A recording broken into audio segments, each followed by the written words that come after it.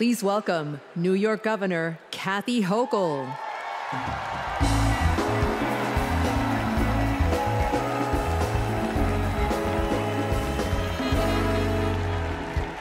Hello, Democrats. Are you ready to elect Kamala Harris, the first president of the United States? Yes, you are. Yes, you are. Friends, like so many of us, my grandparents came from Ireland as teenagers with nothing but hope in their hearts and fire in their bellies. They built their lives in the promised land of Buffalo, New York. A union card meant good work at the steel plant. The steel plant that lifted my parents from living in a trailer to the middle class. Like other families in my blue-collar community, they believed that with hard work, they could build a better future, not just for themselves, but for those with less hope and less opportunity.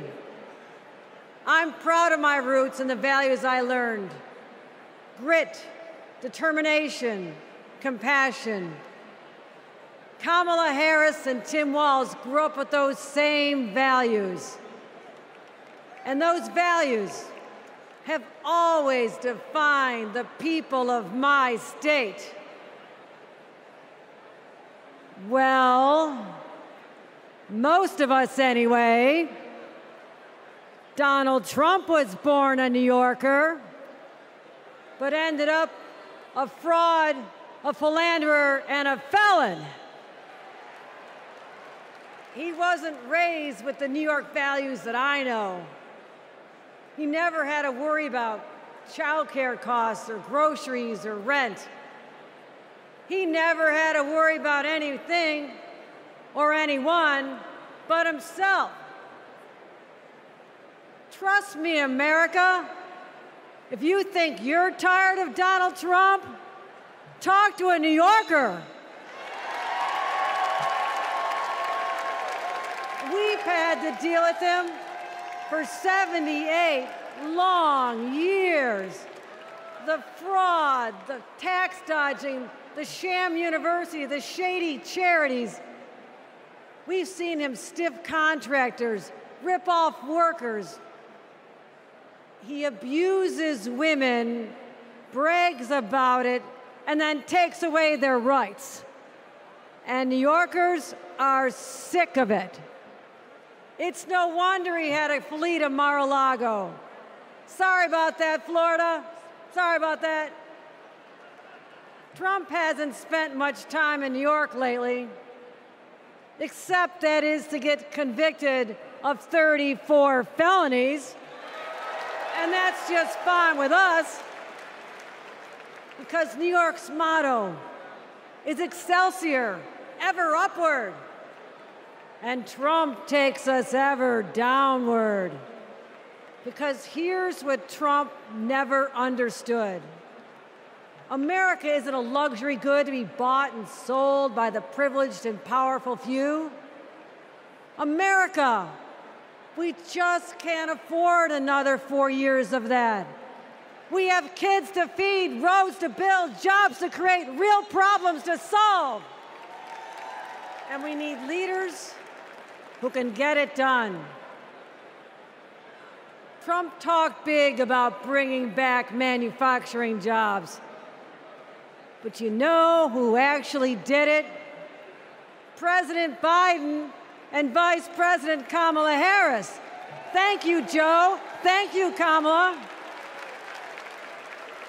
And look no further than the city of Syracuse, where a company called Micron is building a $100 billion microchip factory with union labor. It's the largest private investment in American history, and it's going to create 50,000 good-paying jobs. The Biden-Harris administration has made the most significant investments in our economy in generations. And as president, Kamala Harris will continue to build an opportunity economy for all. My friends, history's watching us. Together, we must protect abortion rights. Together, we must protect the middle class. Together, we must protect the American dream. And together, we must elect Kamala Harris President of the United States. Thank you.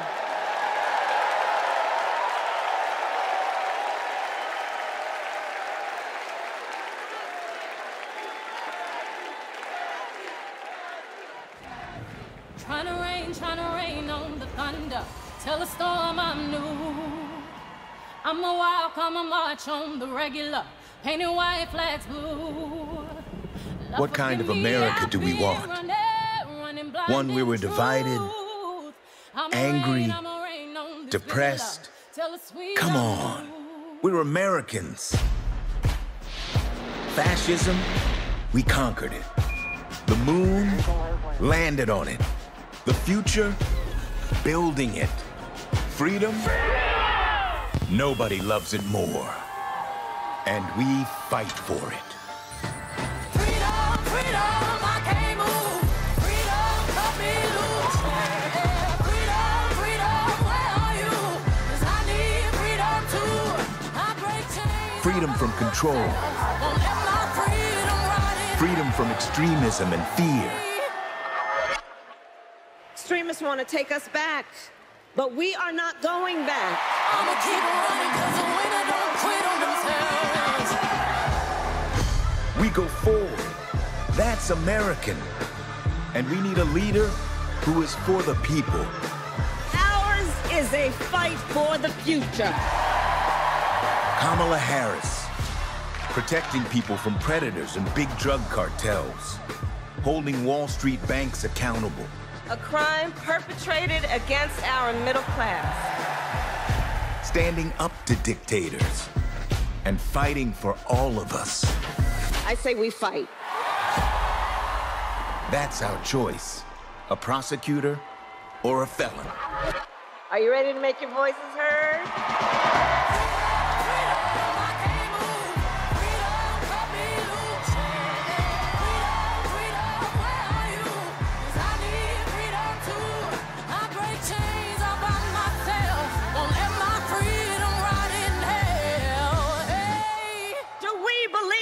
Promise of America. And are we ready to fight for it? I'ma keep running 'cause the winner don't quit on themselves.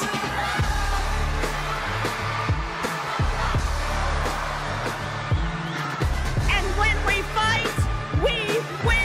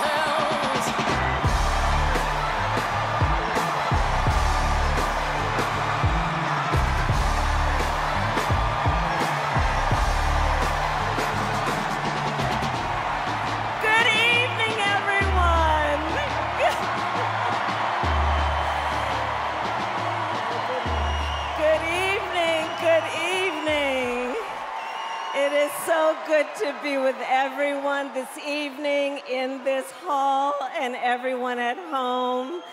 This is going to be a great week. And I want to kick us off by celebrating our incredible President, Joe Biden, who will be speaking later tonight Joe, thank you for your historic leadership, for your lifetime of service to our nation, and for all you will continue to do. We are forever grateful to you.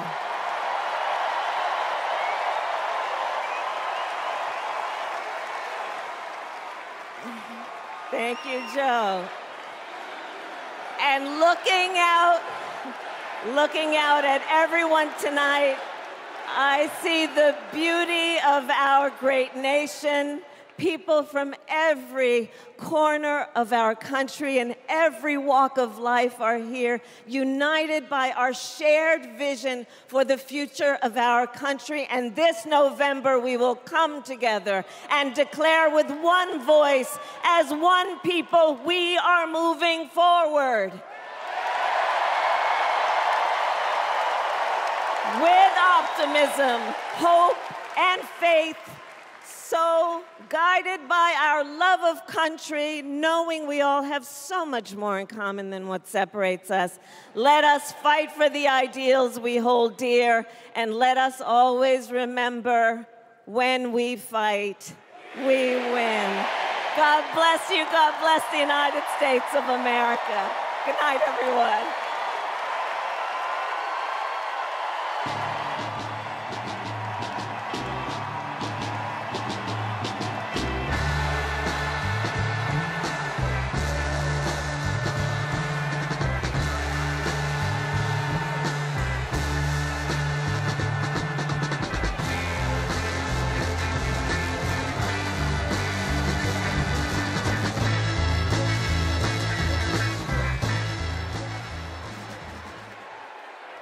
Please welcome actor and director Tony Goldwyn.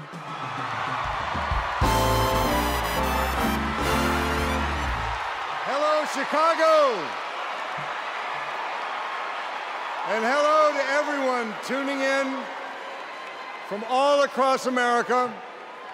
Welcome to the first night of the Democratic National Convention. Now, how is that for an opening act? I'm just saying. Now, as our Vice President just said, over the next 4 days, we will be bringing folks together from all around the country, people from every walk of life, to talk about this nation we love and about a candidate who has devoted her life to public service, who never shies away from a righteous fight, and who always stands up for the people. We are going to talk about the choice America faces in this election. It's a choice not just between two very different candidates, but between two very different futures. We will hear from everyday Americans about what is truly at stake in this campaign. The future of our middle class, the future of reproductive rights, the future of our climate, our security, our schools, the future of our freedom, the future of our very democracy. We will see the vision of our nominee. It is a vision of stability, security, and opportunity for everyday Americans, where we continue to grow this economy by growing the middle class, and where the safety of our children, our families, and our communities are a fundamental civil right. It is a future where, instead of scoffing at allies and fawning over dictators, our president stands up for our friends, faces down our adversaries, and American democracy remains a beacon of hope and inspires the world to take on our biggest challenges together. We'll learn the story of a leader who has dedicated her life to doing the work of making good on the promise of America. A leader who understands the middle class because she grew up in the middle class. A leader who has taken on powerful interests at every step of her career and fought for the rights and freedoms of all of us. And then, of course, we will hear again from the Democratic nominee herself, the next President of the United States of America, Kamala Harris. because she has a message for us. It is a message that's joyful, not mean-spirited. A message of public service, not self-service. A message of optimism and opportunity, not chaos and division. A message that has woken us up to who we are, to who we've always been. Because Americans are not a cynical people. We are not small-minded. And whether we realize it right now or not, we are currently already writing a new chapter of the American story. And we can dream as big as we want. So I just want to ask you, are you excited? Yeah? Well, good. Are you ready? Okay. Well, then I challenge you to make this the moment you get off the sidelines and into the game. So I want you to text JOIN to 30330 and get involved. Because when we fight, what happens? We win. And we are going to win this thing together. And while we're doing it, we are going to have a whole lot of fun. So let's get started.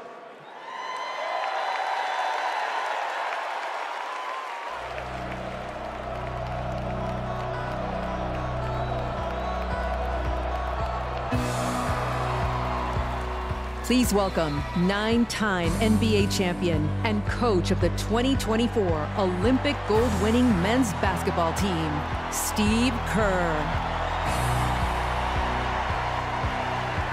Thank you. Thank you so much.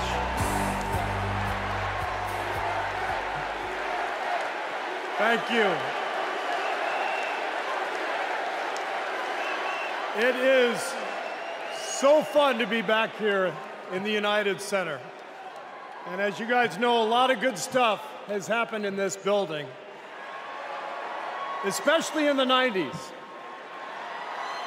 You young people, Google Michael Jordan and you can read all about it, okay? So there was an amazing vibe in this building back in those days, and I feel that same winning spirit here tonight. So the last time I was in a packed basketball arena was in Paris, France.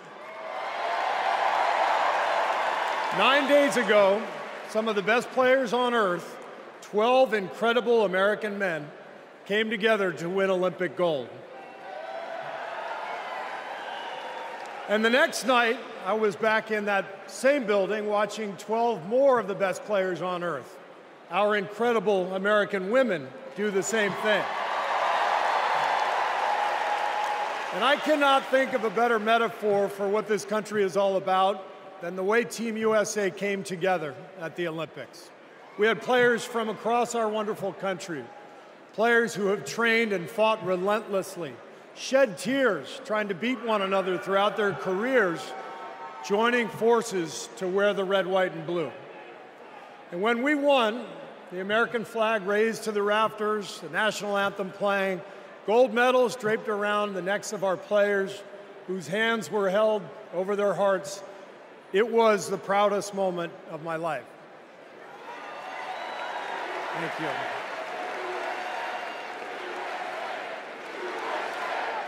Thank you. Now, I could never have imagined that a few days later I would receive an invitation to step into a different kind of arena. And so here I am. I know very well that speaking out about politics these days comes with risks. I can see the shut up and whistle tweets being fired off as we speak. But I also knew as soon as I was asked that it was too important as an American citizen not to speak up in an election of this magnitude. The reason I said yes to speaking here tonight is that as a coach and former player, as a husband, a son, a father, even a grandfather, and as an American, I believe in a certain kind of leadership. I believe that leaders must display dignity.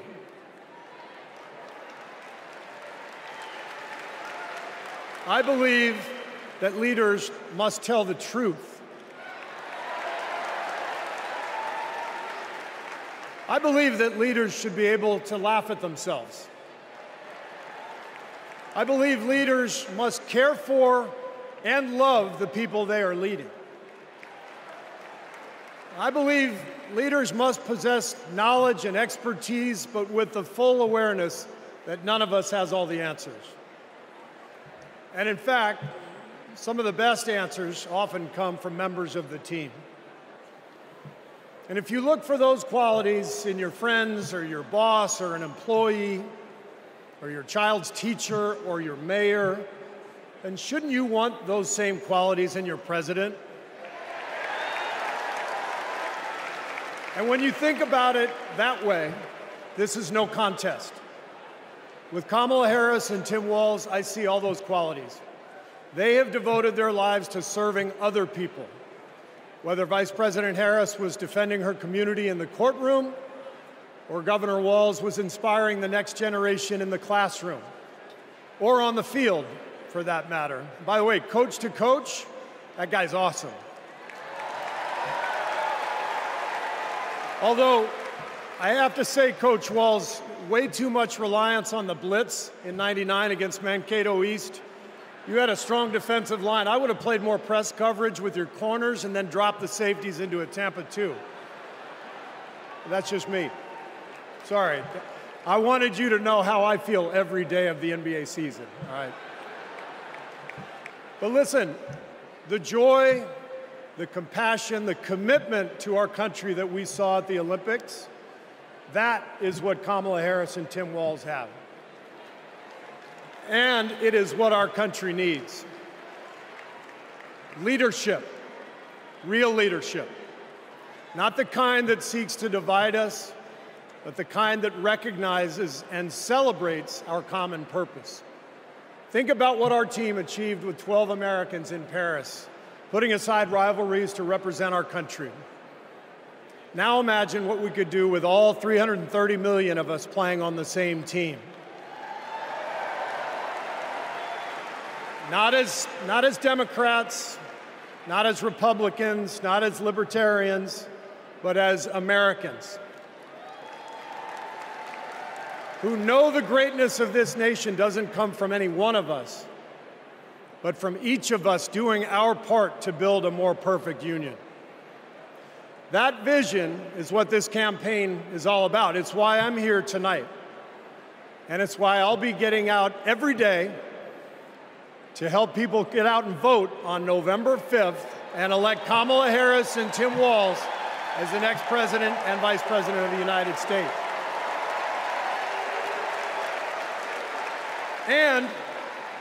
And after the results are tallied that night, we can, in the words of the great Steph Curry, we can tell Donald Trump, night, night. Thank you.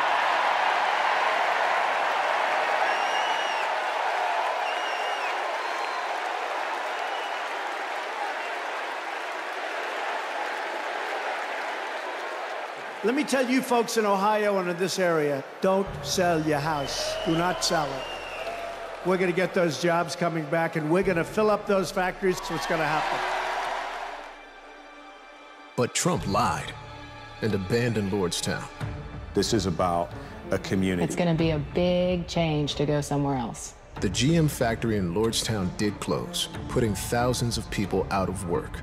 Because Donald Trump doesn't care about our communities. All those jobs went away, and he did nothing. He did not do one thing for those workers there. He didn't come and make promises. He came and made false promises.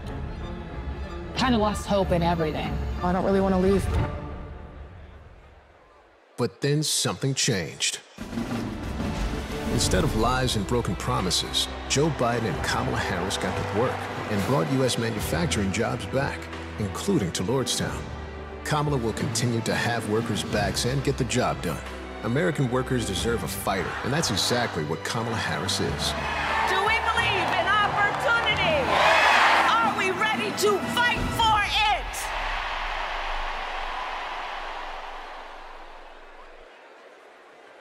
Please welcome United Auto Workers President Shawn Fain.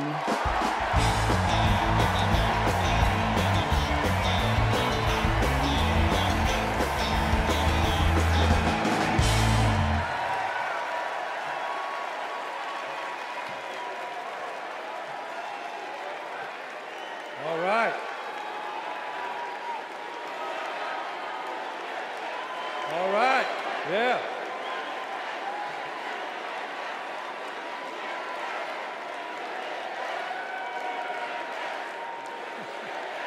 Thank you. Good evening, America, and good evening to the people that make this world move, the working class.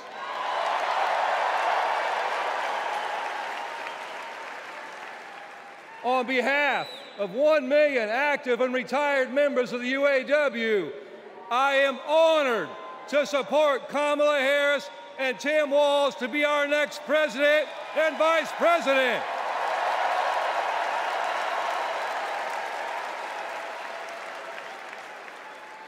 And I want to say thank you to Joe Biden for making history by walking the picket line with the UAW.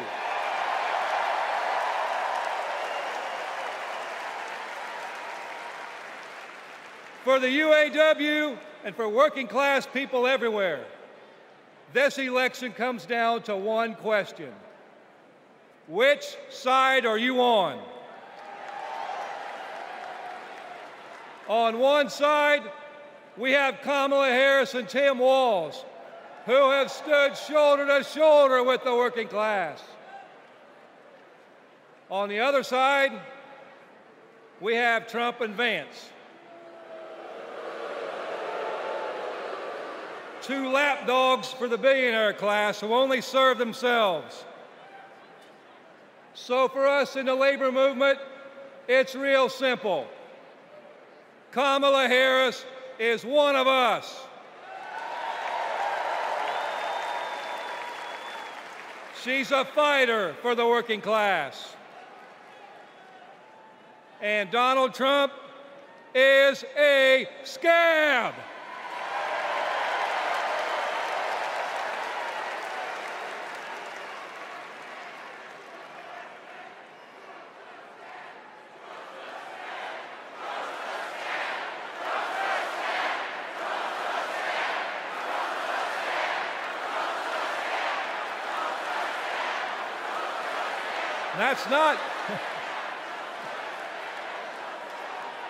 That's not just my opinion, that's a fact. All we have to do is look at the track record. When Donald Trump was president, corporate America ran wild. Donald Trump did not bring back the auto industry.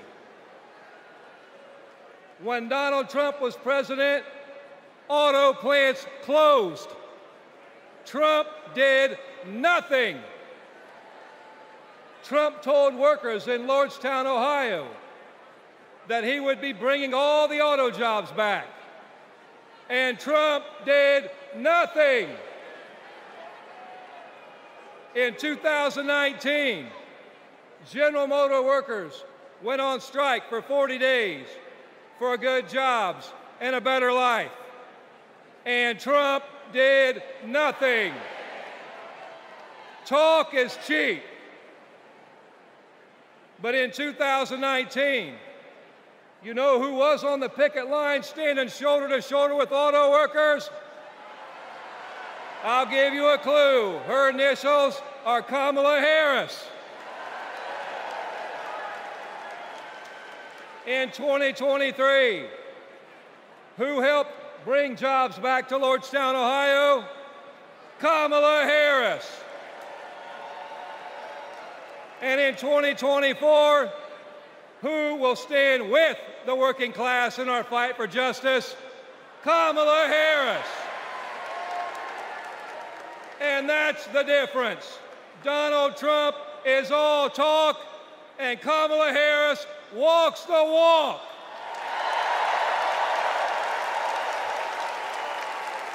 Woo. In the words of the great American poet, Nellie, It's getting hot in here.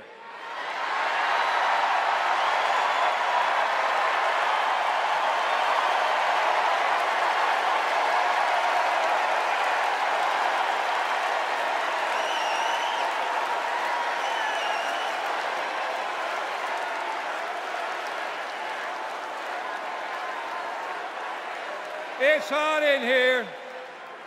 It's hot in here because you're fired up and you're fed up, and the American working class is fired up and fed up. The American working class is in a fight for our lives. And if you don't believe me, just last night, blue-collar workers, the UAW members at Cornell University had to walk out on strike for a better life because they're fighting corporate greed. And our only hope is to attack corporate greed head on.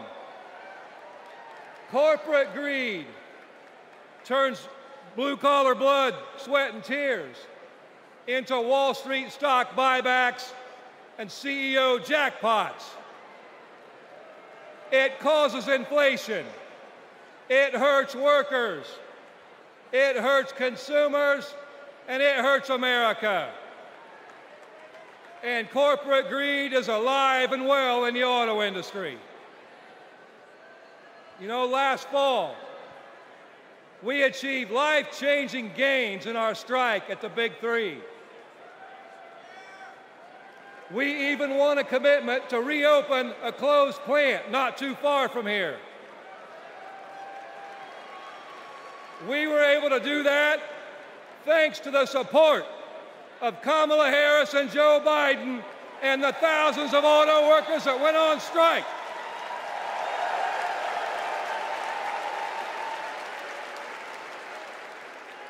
But a year later, one company wants to go back on their commitments in our contract.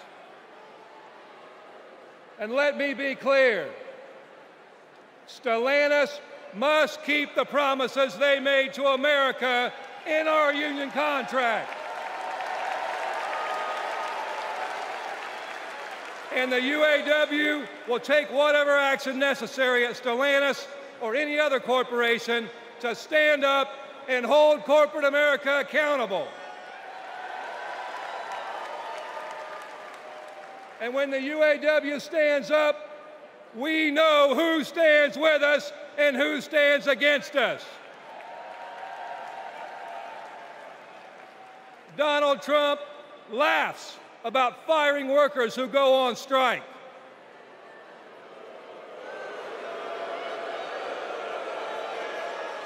And Kamala Harris stands shoulder to shoulder with workers when they're on strike. And that's the difference between Kamala Harris and Donald Trump the scab. Trump is pushing divide and conquer tactics of the rich. It's the oldest trick in the book. They want to blame the frustrations of working class people. They want to take those frustrations, they want to blame it on race. They want to blame it on LGBTQ plus people. They want to blame it on some destitute and desperate person at the border. They do that because they want working class people to be divided and to focus and keep the focus off the one true enemy, corporate greed.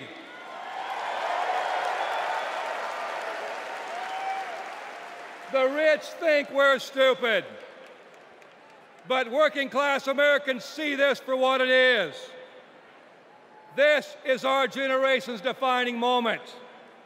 So I have a question for you. Are you ready to stand up, speak up, and show up and put Kamala Harris and Tim Walz in the White House?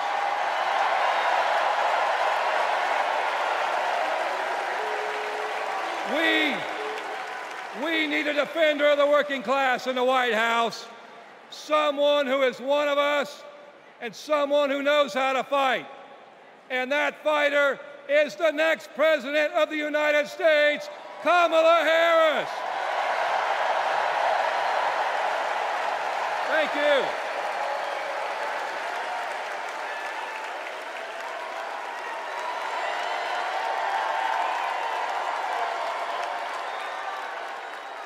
Please welcome New York Representative Alexandria Ocasio-Cortez.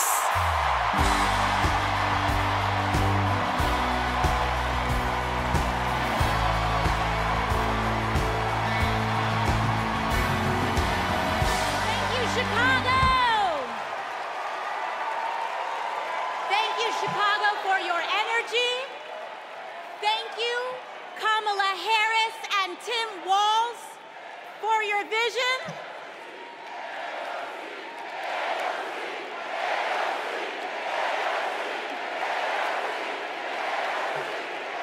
Thank you, thank you. Thank you. Thank you, Chicago, for your energy.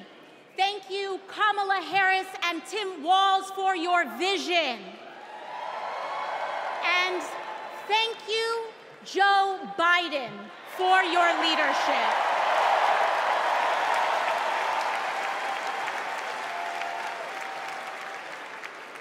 You know, 6 years ago, I was taking omelet orders as a waitress in New York City. I didn't have health insurance. My family was fighting off foreclosure, and we were struggling with bills after my dad passed away unexpectedly from cancer. Like millions of Americans, we were just looking for an honest shake. And we were tired of a cynical politics that seemed blind to the realities of working people. It was then, only through the miracles of democracy and community, that the good people of the Bronx and Queens chose someone like me to elect them in Congress.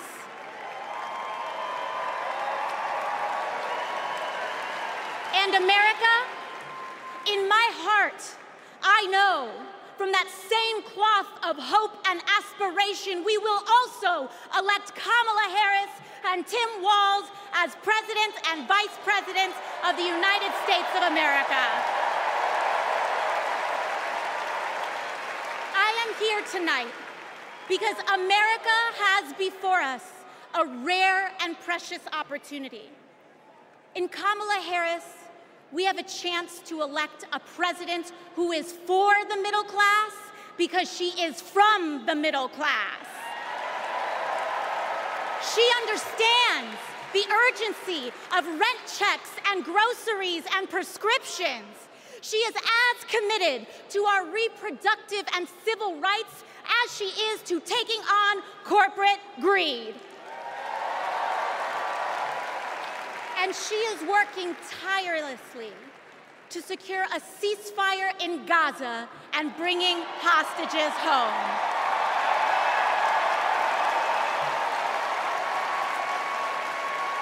In Kamala Harris, I see a leader who understands. I see a leader with a real commitment to a better future for working families. And Chicago, we have to help her win. Because we know that Donald Trump would sell this country for $1 if it meant lining his own pockets and greasing the palms of his Wall Street friends.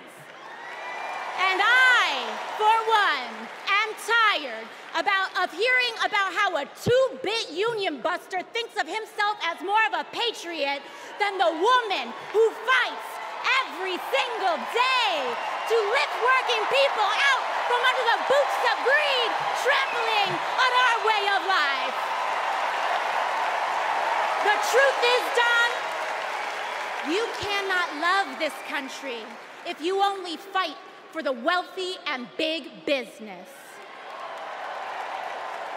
To love this country is to fight for its people, all people, working people, everyday Americans like bartenders and factory workers and fast food cashiers who punch a clock and are on their feet all day in some of the toughest jobs out there. You know, ever since I got elected, Republicans have attacked me by saying that I should go back to bartending.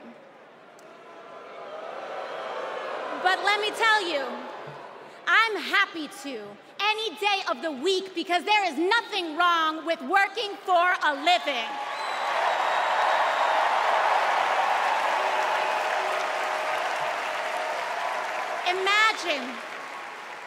Imagine having leaders in the White House who understand that. Leaders like Kamala and Tim. But Chicago, just because the choice is clear to us does not mean that the path will be easy. Over the next 78 days, we will have to pour every ounce, every minute, every moment into making history on November 5th. But we cannot send Kamala and Tim to the White House alone. Together, we must also elect strong Democratic majorities in the House and in the Senate so that we can deliver on an ambitious agenda for the people. Because if you are a working parent trying to afford rent and childcare, Kamala is for you. If you are a senior who had to go back to work because your retirement didn't stretch far enough, Kamala is for you. If you're an immigrant family just starting your American story, Kamala is for you. America, when we knock on our neighbor's door, organize our communities, and elect Kamala Harris to the presidency on November 5th, we will send a loud message that the people of this nation will not go back. We choose a new path and open the door to a new day, one that is for the people and by the people. Thank you. Thank you very much. God bless. God bless you all.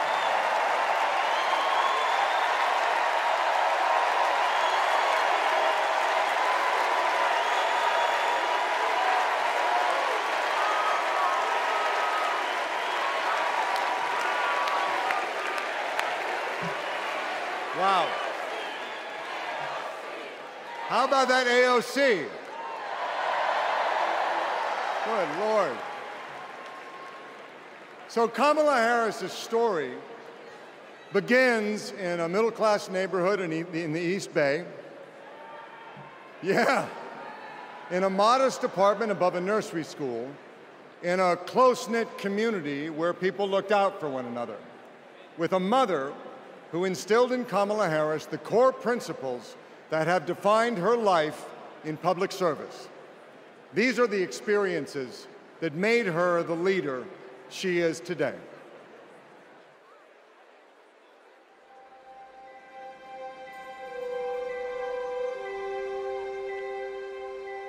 The neighborhood we grew up in was a very hardworking, middle-class, tight-knit community. Families going to church on Sunday, kids playing in the front yard. Mommy got us these bright blue matching bikes with banana seats, and we were surrounded by caring adults. This neighborhood on Bancroft Way, we've spent so much time here. Behind me is where it all began. Her mom, Shamala, rented the apartment that was above the Shelton's nursery. So in the beginning, Mrs. Shelton used to babysit the girls. Shamala was a single mom. Life was not easy for them, but she loved her daughters fiercely. Kamala herself says that her mom told her that she may be the first to do many things, but to make sure that she's not the last. She's always been that kind of person, a true leader, and very protective of her friends and her family. When Kamala was all of 4 years old, her best friend in kindergarten, Stacy Johnson, got into something with another kid on the playground. This one particular day, we had made some clay art, and this one boy in our class had taken mine for whatever reason and threw it on the ground, and it shattered. So Kamala, being very protective, just jumped in front of me and stood up to him. To me, that shows the kind of person that she has always been, to stand up to the bully and to stand up for the underdog and to stand up for what is right. Kamala carries the lessons of our mother, the fighting spirit of our mother, the compassion, and I have seen it over and over again in our growing up. When we were in high school, my sister's friend, Wanda, was being molested by a family member, and Kamala just jumped in. She wanted her to come and stay with us, and Mommy said, of course. That is Kamala. She can't help herself from standing up for people and standing up for what she thinks is right. She has been that way our whole lives. Being a protector is what led her to become a prosecutor. Looking back now, I could say it was her calling.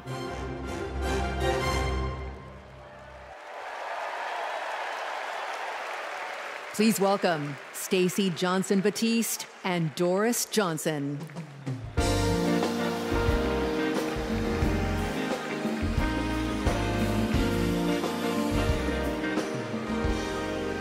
Good evening. I'm Stacey Johnson Batiste, and this is my mom, Doris Johnson. We are so excited and honored to be here with you. Kamala and I have known each other for a long time. We met at Berkwood Hedge School. We hit it off immediately and became each other's very first best friends. Our moms also became fast friends. And on weekends, we would pile into my 1966 Mustang, and Kamala's mom, Shamala, would sit in the front with me, and Kamala and Maya and Stacy would sit in the back, and off we would go to a movie or some adventure. My mom still has that Mustang. I do. Kamala and I both get our grit from our mothers.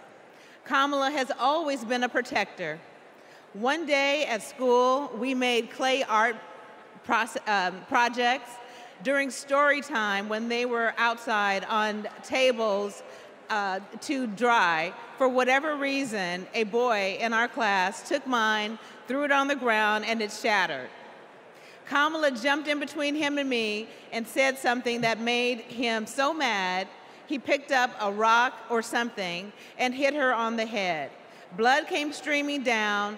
The school called Shamala to come take her to the hospital. The stitches she got left a scar over one of her eyes. She still has it. That's the kind of person Kamala has always been from the very beginning. Someone who doesn't hesitate to stand up for what's right, to take up for the underdog, and to stand up to bullies.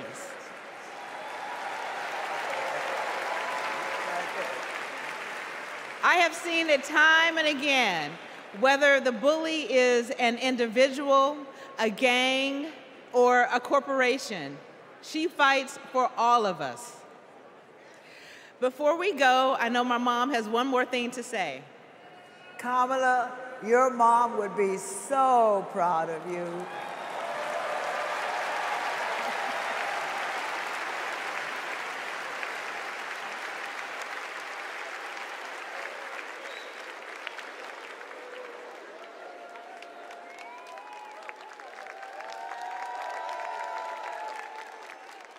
Please welcome former Secretary of State Hillary Clinton.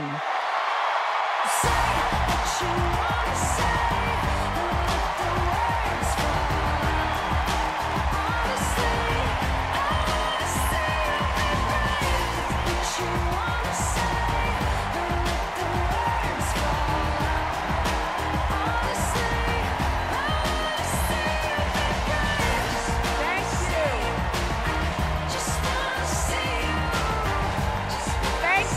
so much. Thank you.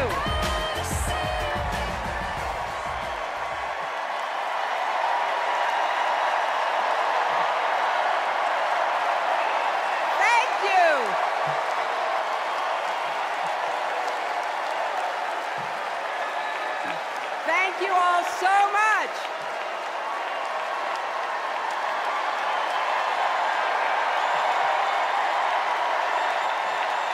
Thank you.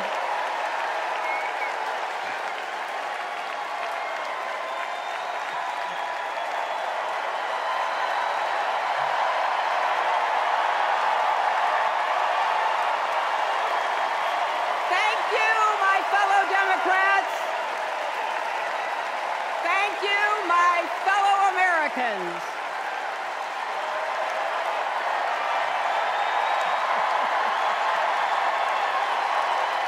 Thank you so much. You know,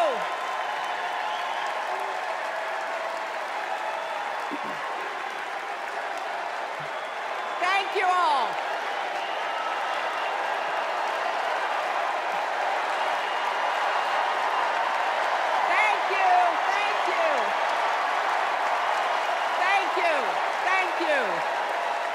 Thank you so much.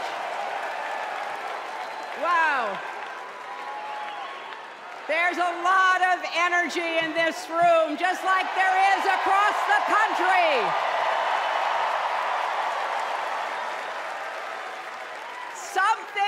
Something is happening in America. You can feel it. Something we've worked for and dreamed of for a long time. First, though, let's salute President Biden.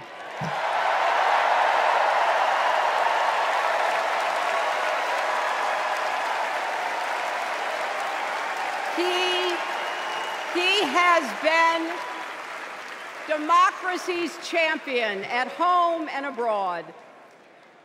He brought dignity, decency, and competence back to the White House. And he showed what it means to be a true patriot. Thank you, Joe Biden, for your lifetime of service and leadership.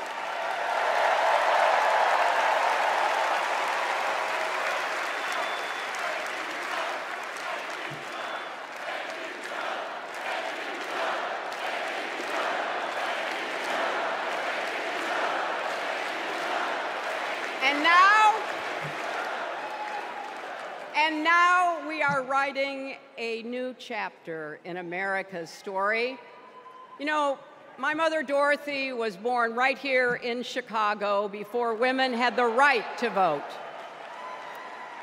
That changed 104 years ago yesterday. Think about it. Tennessee became the final state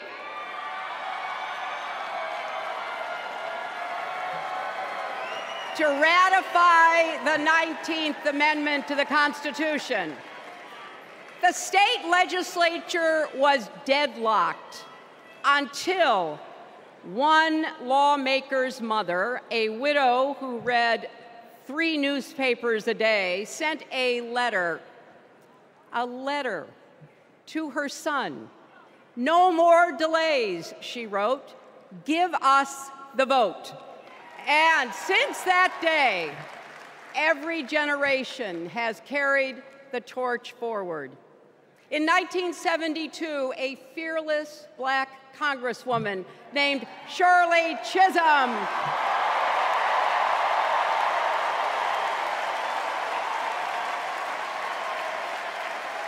she ran for president.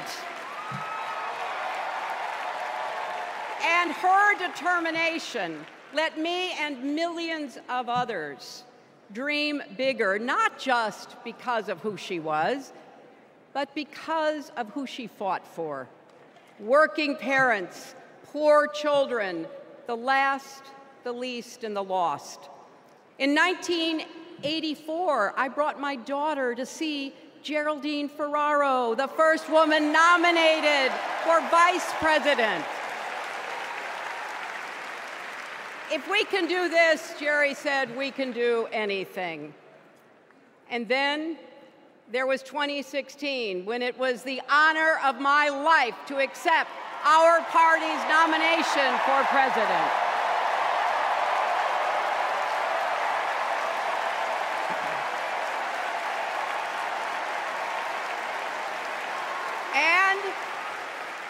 And nearly 66 million Americans voted for a future where there are no ceilings on our dreams.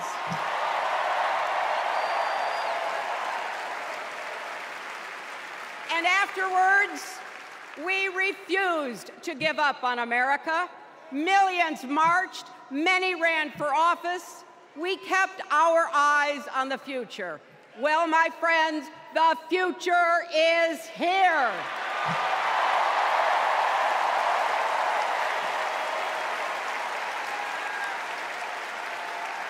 I wish my mother and Kamala's mother could see us. They would say, keep going. Shirley and Jerry would say, keep going.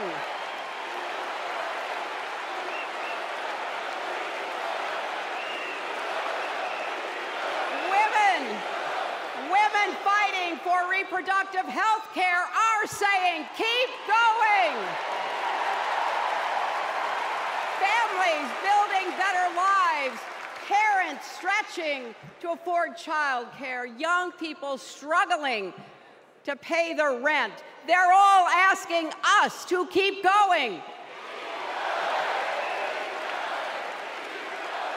So, with faith in each other and joy in our hearts, let's send Kamala Harris and Tim Walz to the White House.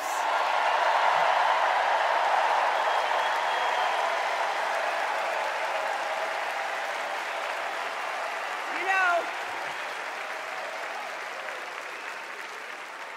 the story of my life and the history of our country is that progress is possible, but not guaranteed.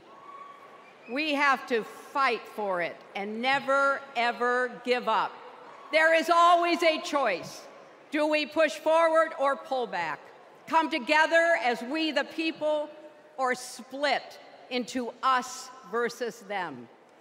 That's the choice we face in this election. Kamala has the character, experience, and vision to lead us forward.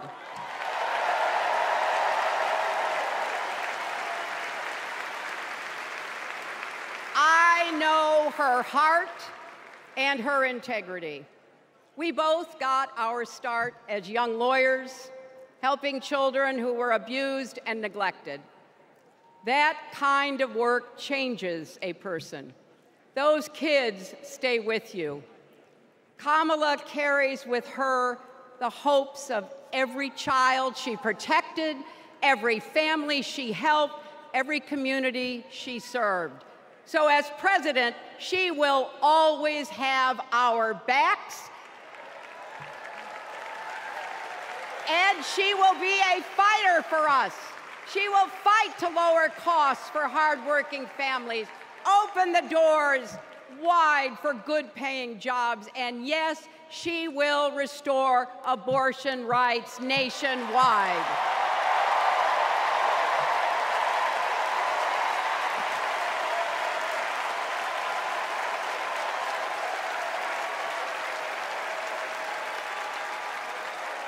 As a prosecutor, Kamala locked up murderers and drug traffickers. She will never rest in defense of our freedom and safety.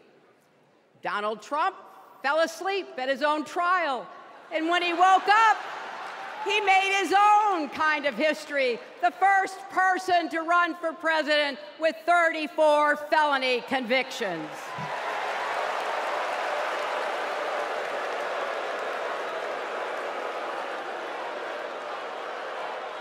As Vice President, Kamala sat in the Situation Room.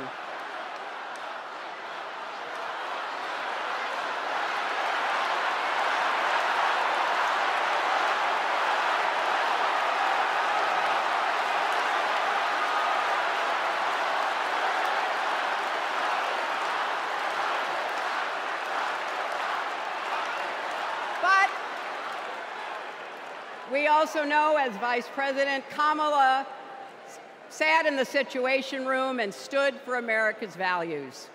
I know what it takes, and I can tell you, as Commander-in-Chief, Kamala won't disrespect our military and our veterans.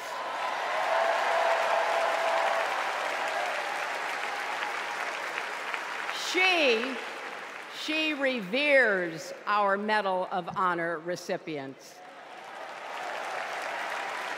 She won't be sending love letters to dictators. She will defend democracy and our Constitution and will protect America from enemies, foreign and domestic.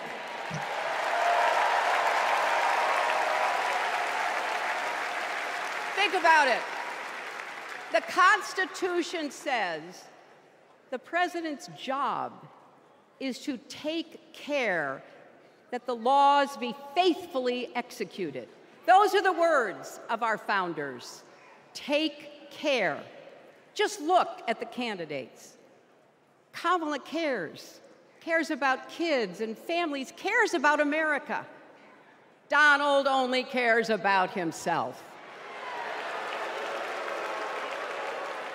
On her first day in court, Kamala said 5 words that still guide her. Kamala Harris, for the people. That is something that Donald Trump will never understand. So it is no surprise, is it, that he is lying about Kamala's record. He's mocking her name and her laugh. Sounds familiar. But we have him on the run now.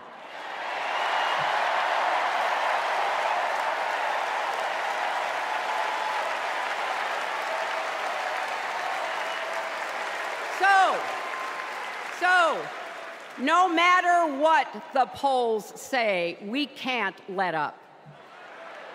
We can't get driven down crazy conspiracy rabbit holes. We have to fight for the truth. We have to fight for Kamala as she will fight for us. Because you know what? It still takes a village to raise a family, heal a country, and win a campaign.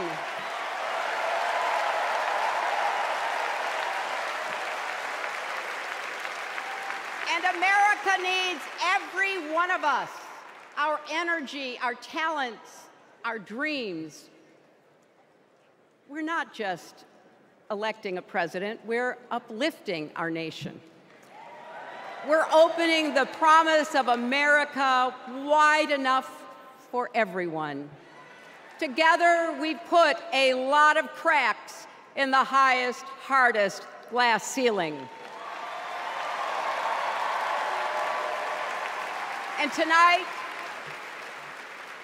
so close to breaking through once and for all, I want to tell you what I see through all those cracks and why it matters for each and every one of us. What do I see? I see freedom. I see the freedom to make our own decisions about our health, our lives, our loves, our families.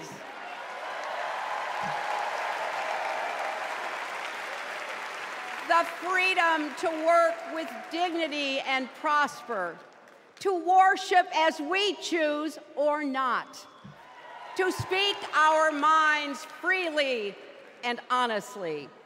I see freedom from fear and intimidation, from violence and injustice, from chaos and corruption.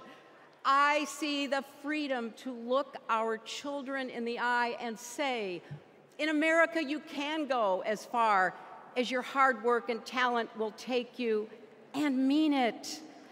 And you know what? On the other side of that glass ceiling is Kamala Harris raising her hand and taking the oath of office as our 47th President of the United States.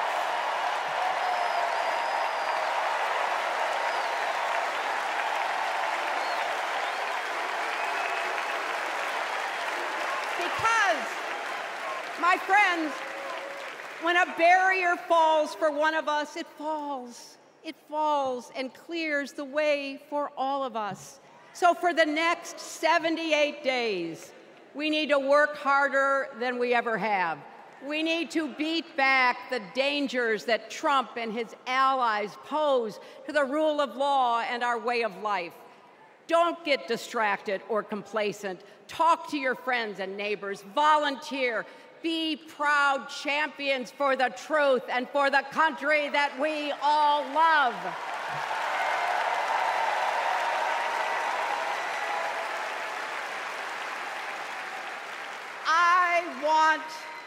I want my grandchildren and their grandchildren to know I was here at this moment, that we were here, and that we were with Kamala Harris every step of the way. This is our time, America. This is when we stand up.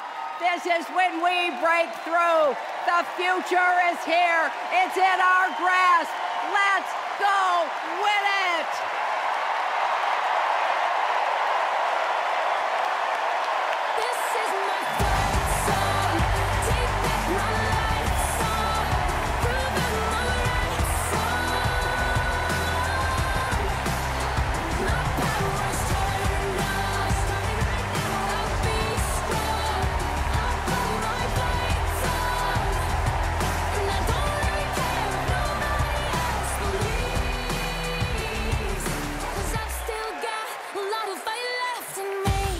I think it's fair to say that we all stand on the shoulders of Hillary Clinton. So, I'm just checking. Are you ready to join this fight yet? Okay, that's the answer I was looking for. So I want you to text JOIN to 30330 and get involved. Now, what does fighting for the people exactly look like? Let's go back to 2011 when Kamala Harris was Attorney General of California. The housing crisis had devastated American families, and the big banks had forced Californians out of their homes. Well, Kamala Harris stood up to those banks, and she secured a $20 billion settlement for California families. That is fighting for the people. And that is something that our next speaker knows all about. Please welcome the fearless fighter from South Carolina, Congressman Jim Clyburn.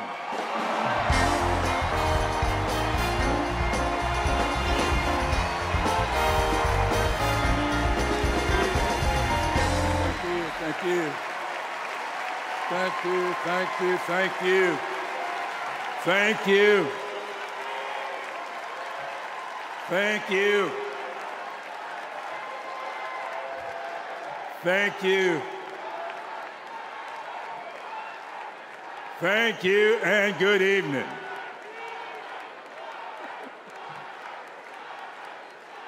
Thank you, South Carolina. Thank you.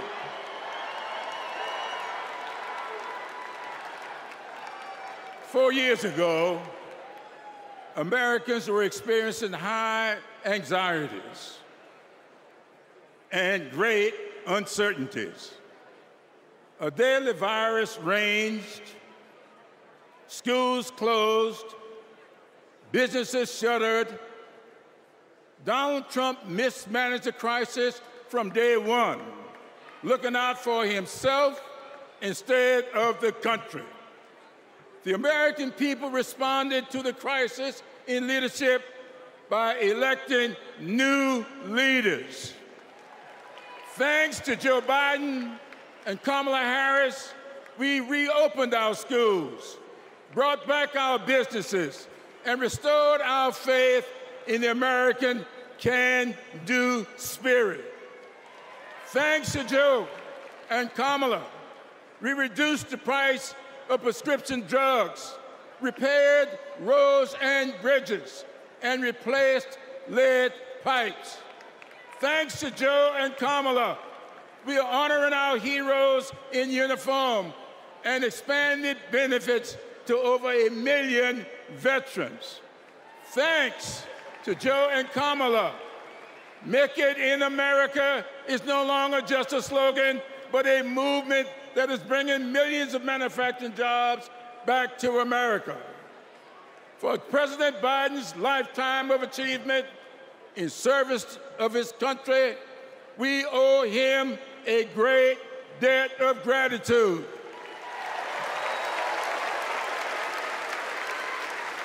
And we're all grateful for one of the best decisions he made, selecting Kamala Harris as his vice president and endorsing her to succeed him.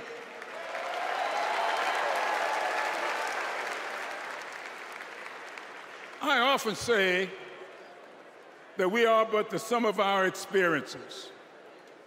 In the introduction of my memoir, I wrote, "All my experiences have not been pleasant, but I consider all of them to be blessings." So has been the case with Kamala. Her experiences have prepared her for this moment. Kamala Harris is a true battle-tested leader, a district attorney, attorney general, senator, and vice president who gets things done. While Donald Trump has been bragging about how he overturned Roe, Kamala has been fiercely advocating for the respectation of reproduction freedoms. While Trump has been looking out for himself and his billionaire buddies, Kamala has been fighting to lower costs for all Americans. And while Trump falsely pleads ignorance of Project 2025, which in my opinion is Jim Crow 2.0, Kamala has been offering the American people enlightened proposals and visionary leadership. Having grown up in a parsonage, I often look to the good book for understanding and guidance. As 2 Corinthians informs, we are troubled on every side, yet not distressed. We are perplexed, but not in despair, persecuted, but not forsaken, cast down, but not destroyed.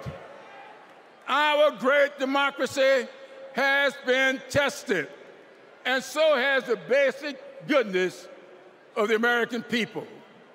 But our resolve to remain a great country with freedom and justice for all will not falter. We will continue our march toward a more perfect union, united in our common purpose and emboldened by our resolve to elect Kamala Harris and Tim Walz as the next president and vice president of these United States of America. Thank you and Godspeed.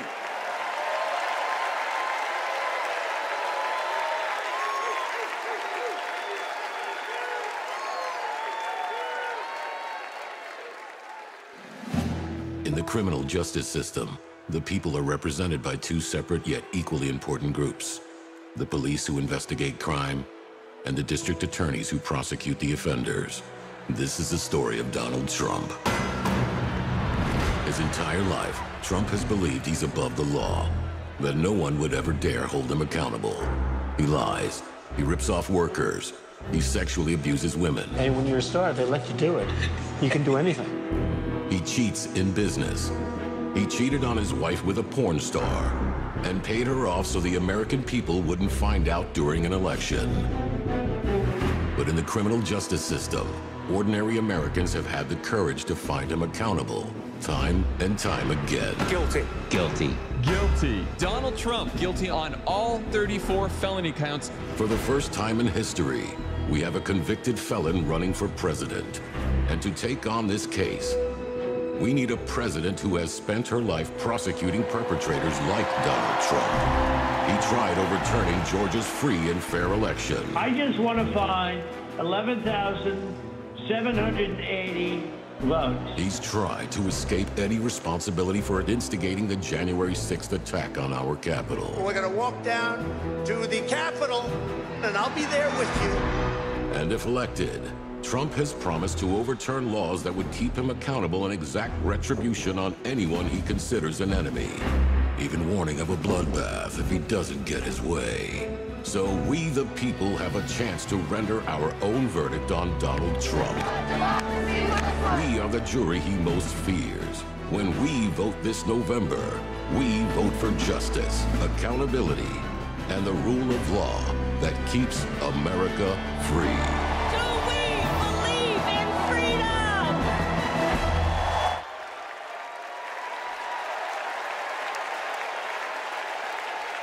Please welcome Maryland Representative Jamie Raskin.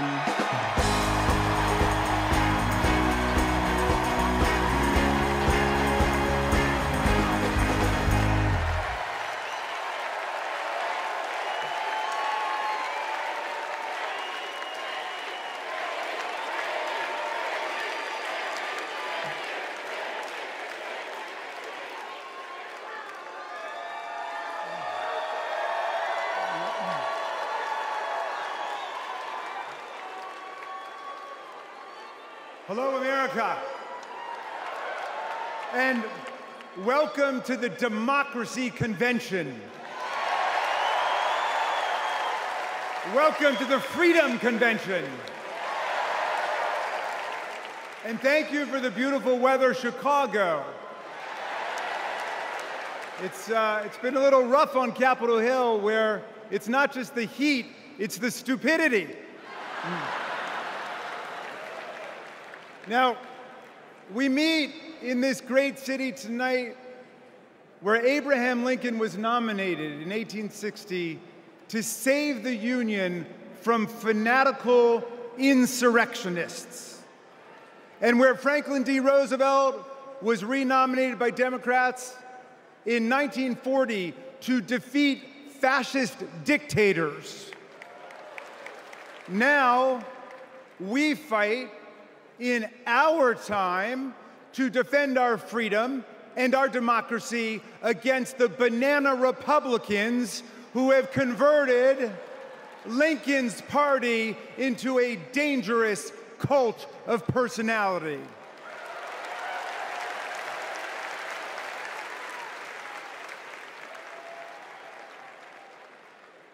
You know, I'll never forget the pounding on the doors of the House chamber on January 6th, were the screams to follow.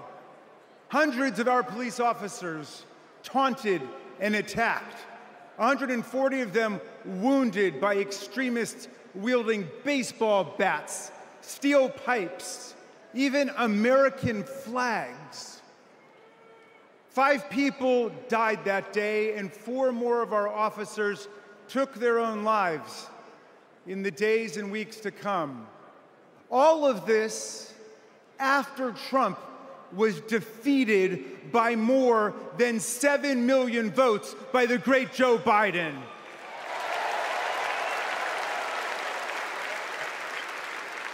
It was after 80 judges rejected every ridiculous claim raised by this sore loser who does not know how to take no for an answer from American voters, American courts, or American women.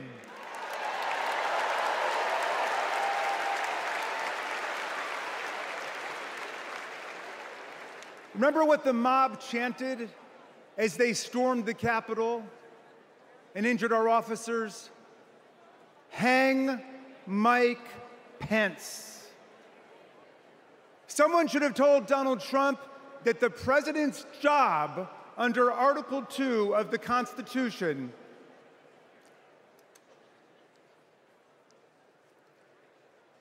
Someone should have told Donald Trump that the president's job under Article 2 of the Constitution is to take care that the laws are faithfully executed, not that the vice president is executed.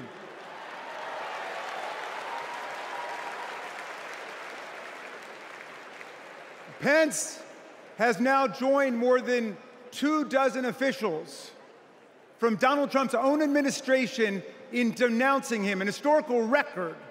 And Pence is the first vice president in more than 2 centuries not to support the president he served with in a general election. And by the way, J.D. Vance, do you understand why there was a sudden job opening for running mate on the GOP ticket? They tried to kill your predecessor. They tried to kill him because he would not follow Trump's plan to destroy and nullify the votes of millions of Americans. Your votes, Pennsylvania. Your votes, Michigan. Your votes, Georgia, Nevada, Arizona. Are we going to go back to the days of election suppression and violent insurrection?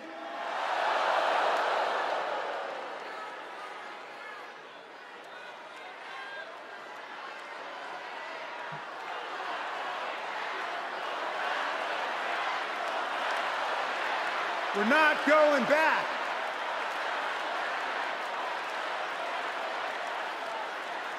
Well, look, 1 week after that beautiful day, as Trump calls it, the Republicans, 10 Republicans, joined all of the Democrats to impeach Trump for the worst high crime and misdemeanor ever committed by a president, inciting insurrection against our own Constitution. Make no mistake, a man who uses fraud, theft, and violence to take power will commit any crime to keep it. And now Trump's promising to pardon hundreds of his fellow criminal convicts and insurrectionists. He calls for, quote, the termination of all rules, regulations, and articles, even those in the Constitution.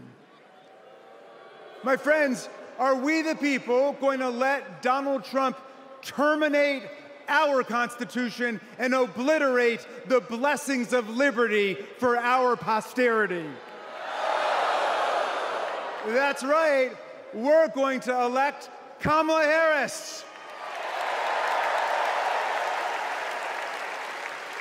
We're going to elect the career prosecutor and inspiring public servant and Coach Walz, and we're going to defeat Donald Trump, the career criminal and incorrigible recidivist con man, and his pet chameleon, J.D. Vance.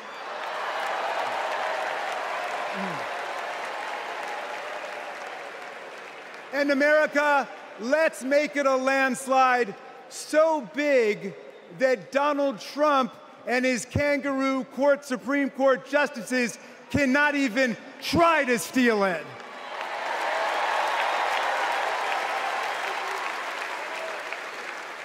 Let's make every vote count. Let's make sure every vote is counted.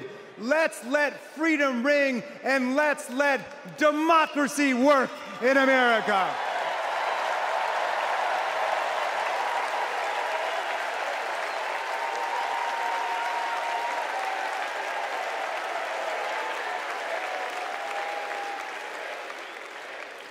Please welcome Texas Representative Jasmine Crockett.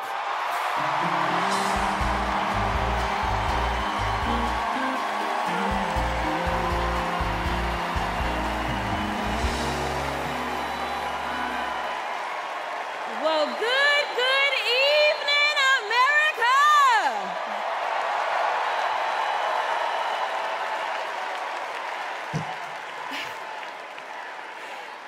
On November 5th, our nation will hire a president, a commander-in-chief, and leader of the free world.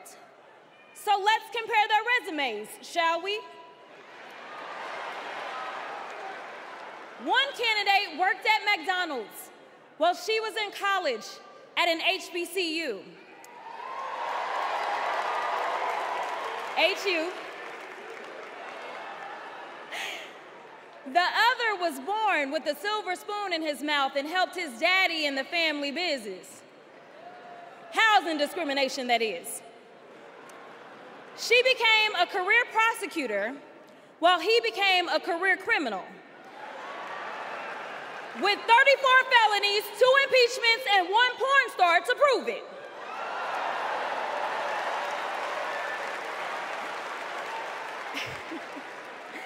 Her entire career as an elected district attorney,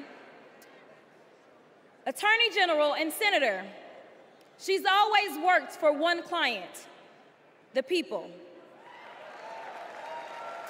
Meanwhile, he's a 78-year-old, lifelong predator, fraudster, and cheat, known for inciting violent mobs. Listen, y'all, he's only looked out for one person, himself. As women are dying, he is bragging about overturning Roe. And y'all know I come from Texas. And right now in Texas, come on, Texas.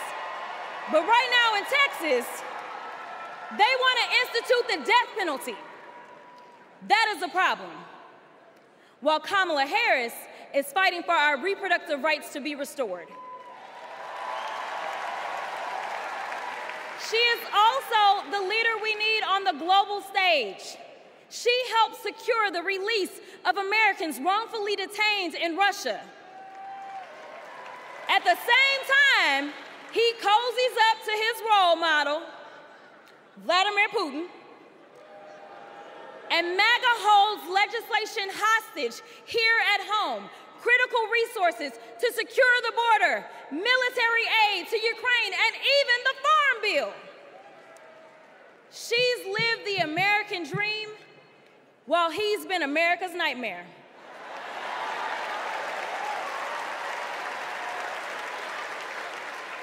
America, looking at the 2 choices before you, who would you hire? Donald Trump or Kamala Harris?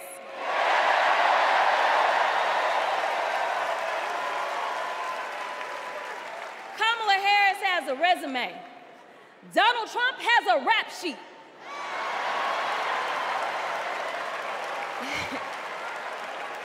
She presides over the Senate while he keeps our national secrets next to his thinking chair. Y'all know what I said that other time.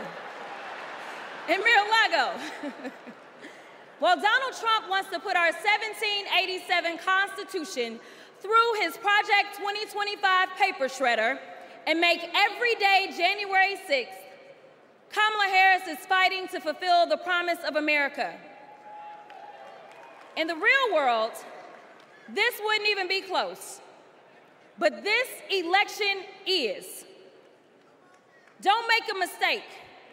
We are the underdogs in this fight, even though there is only one person qualified, only one person who's done the work, and who has delivered the results. And she needs you. She needs your one vote this November. Can we count on you?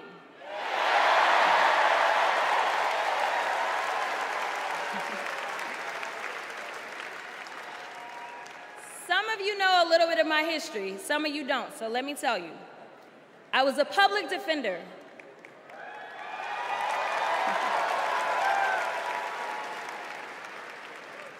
I did criminal defense as well as practiced civil rights law for almost 2 decades. I know a good prosecutor when I see one. Kamala Harris is the kind of prosecutor we long for in the cases like those of Breonna Taylor. Yeah. She was the first Attorney General in the nation to order that her officers wear body cams, and she started the Back on Track program to reduce recidivism.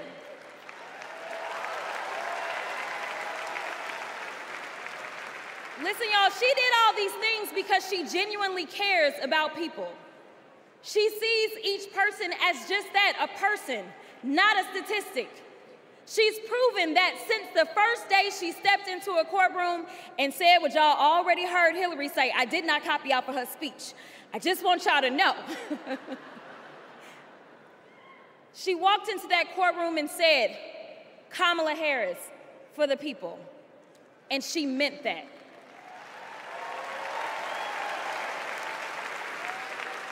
Many of you know her credentials, but what I love about Kamala Harris goes beyond her resume, is that she sees the humanity in everyone. She's the only candidate in this race who is capable of empathy. When I first got to Congress, I wasn't sure I made the right decision. The Chaos Caucus couldn't elect a speaker, and the Oversight Committee was unhinged. I was going through all of this when I visited the Vice President's residence for the first time. As I approached Vice President Harris for our official photo, she turned to me and asked, "What's wrong?" Mind you, we'd never met, but she saw right through me. She saw the distress. I immediately began crying.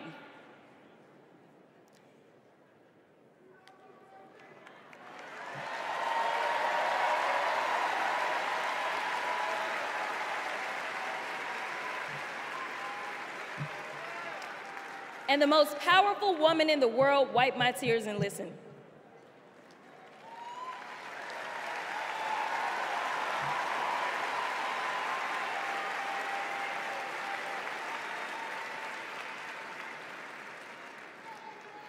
It's so hard for me to tell this story. She then said, among other things, "You are exactly where God wants you. Your district chose you because they believe in you, and so do I."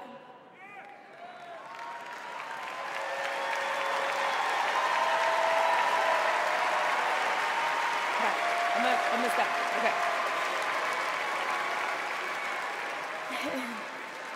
The next month, I went viral for the first of many times to come for hitting Republicans with a dose of their own medicine. That brief but impactful interaction gave me my legislative legs, and I've been running ever since.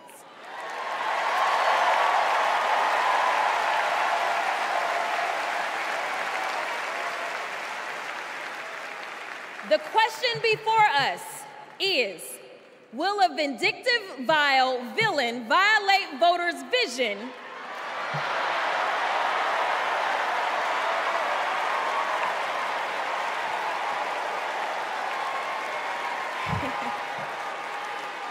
for a better America or not? I hear alliterations are back in style. We deserve better. We deserve a president who can be a bright light in a sea of darkness, one who will pull us forward, because we won't go back. Amanda Gorman said it best: "There's always light if only we are brave enough to see it, if only we are brave enough to be it." Kamala Harris showed me that light. And America, when she is our president, together we will shine as that beacon of hope and freedom around the world once more. God bless y'all.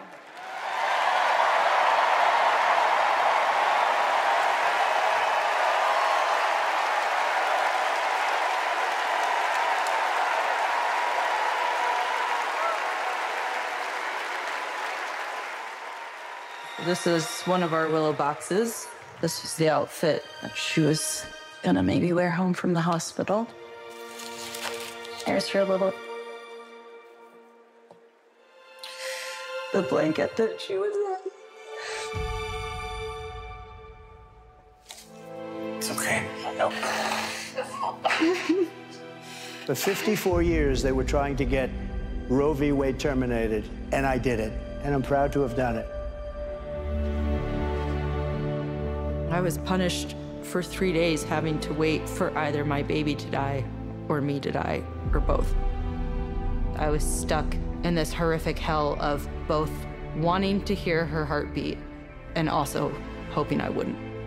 There has to be some form of punishment. For the woman? Yeah, there has to be some form. I almost died because doctors were forced to follow Trump's abortion ban. Kamala will protect a woman's right to choose. We trust women to make decisions about their own body and not have their government tell them what to do. I have so much faith in her. And when Congress passes a law to restore reproductive freedoms as President of the United States, I will sign it into law. We have to fight for Kamala Harris. Our rights, our freedoms, and frankly, our lives. Everything is on the line.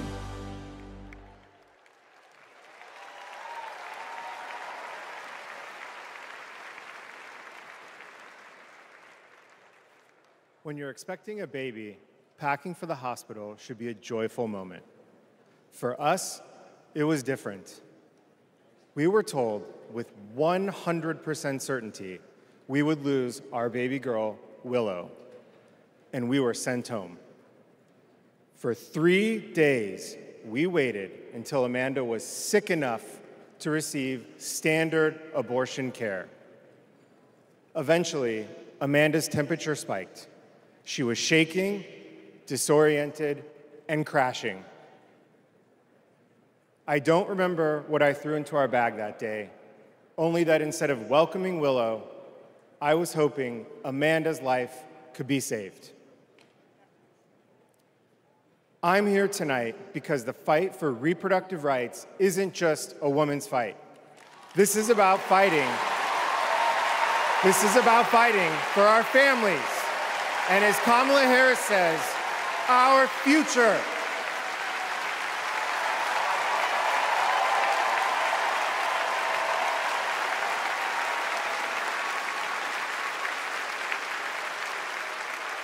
Every time I share our story, my heart breaks. For the baby girl we wanted desperately, for the doctors and nurses who couldn't help me deliver her safely, for Josh, who feared he would lose me too. But I was lucky. I lived. So I'll continue sharing our story, standing with women and families across the country. Today, because of Donald Trump, more than 1 in 3 women of reproductive age in America lives under an abortion ban. A second Trump term would rip away even more of our rights.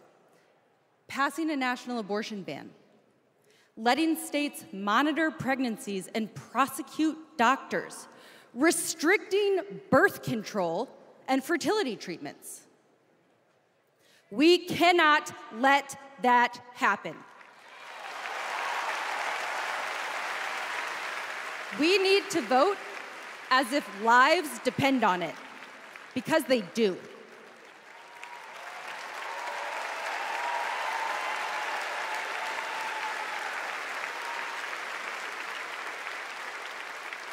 Two years ago, my husband and I were expecting our second child. Our daughter, Lauren, couldn't wait to be a big sister.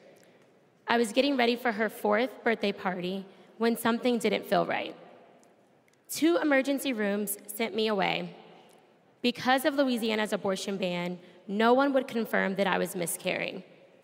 I was in pain, bleeding so much my husband feared for my life. No woman should experience what I endured, but too many have. They write to me saying, what happened to you happened to me. Sometimes they're miscarrying, scared to tell anyone, even their doctors. Our daughters deserve better. America deserves better.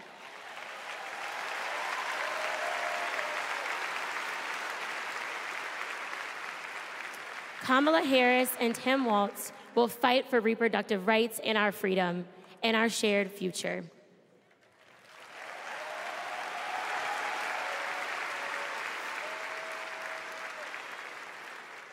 Growing up, I was an all-American girl. Varsity soccer captain, cheerleading captain, homecoming queen, and survivor.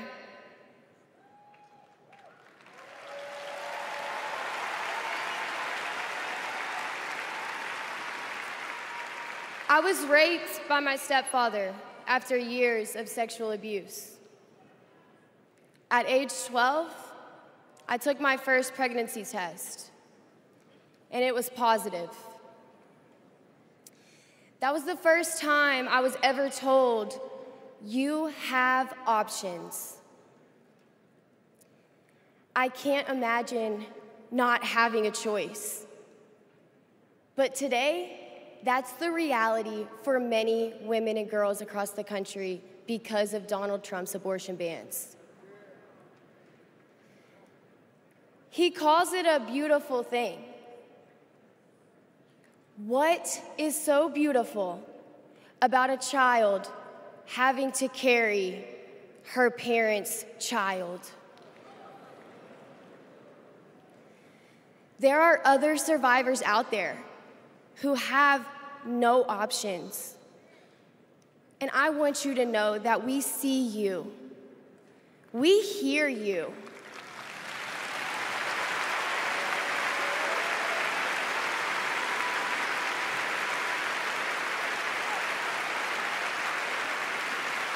Kamala Harris will sign a national law to restore the right to an abortion.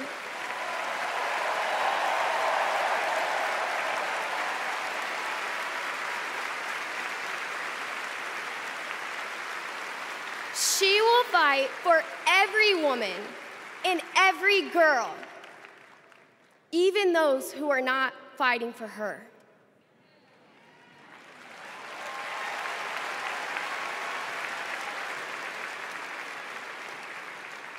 And now, I am honored to introduce another champion for women, a leader who's fought for me and for so many others, Governor Andy Beshear.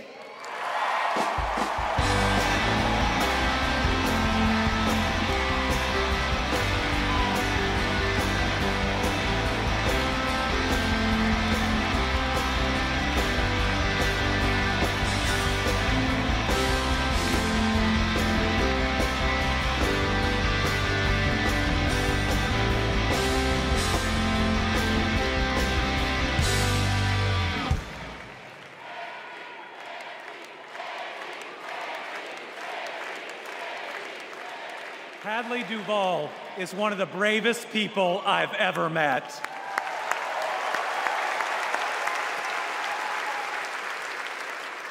I'm amazed at the courage it takes to share her pain, to share her truth.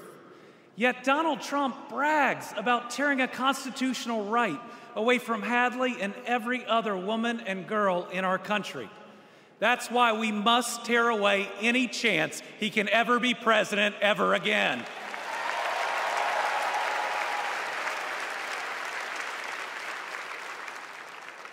In 21 states, Trump's actions have resulted in extreme bans on abortion in my state, even in cases of rape, incest, and non-viable pregnancies.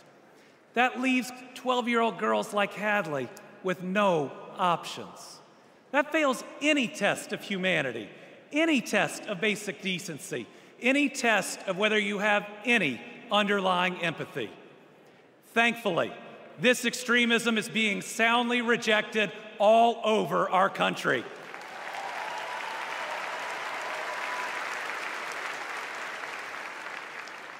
In Kentucky, We put reproductive freedom on the ballot last November, and I beat Donald Trump and Mitch McConnell's hand-picked candidate by more than 5 percentage points.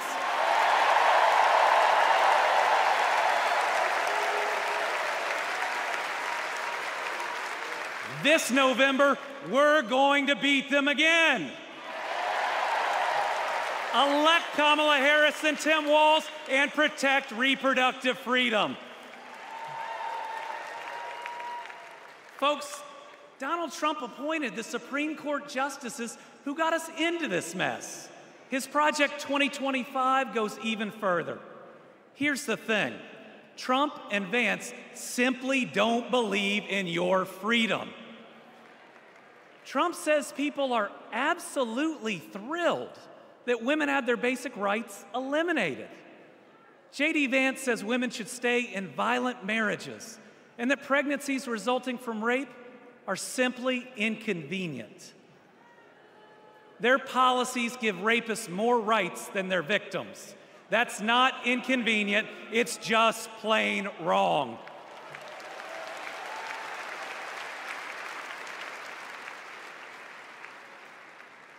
And a woman grieving a non-viable pregnancy shouldn't be required to carry it to term just to listen to her child die or to hear no sound at all.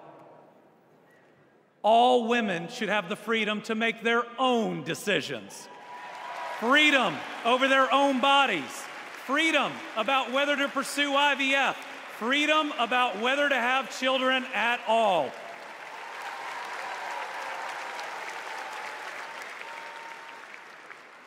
How we treat people transcends party lines. It goes right to the heart of who we are. My faith teaches me the golden rule that I am to love my neighbor as myself. And the parable of the Good Samaritan says we are all each other's neighbors. So I want anyone watching tonight, Republican, Independent, Democrat, to know that you are welcome here.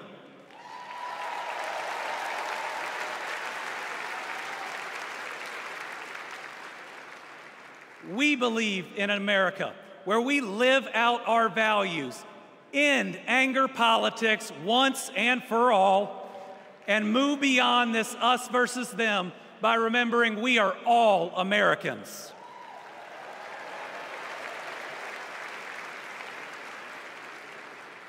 That's how Joe Biden and Kamala Harris lead. They both called to ask how they could help Kentucky in recovering from natural disasters. They helped us improve our roads, our bridges, and invested in our people.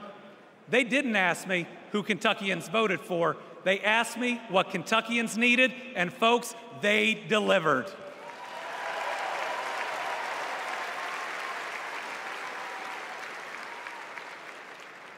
Kamala Harris gets it. She knows we must move beyond anger, extremism, and division, that everyone has dignity and deserves respect. America, we're going to win.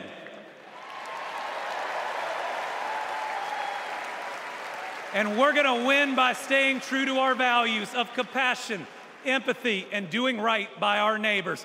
I'm so proud to be all in for the next President of the United States, Kamala Harris. Thank you.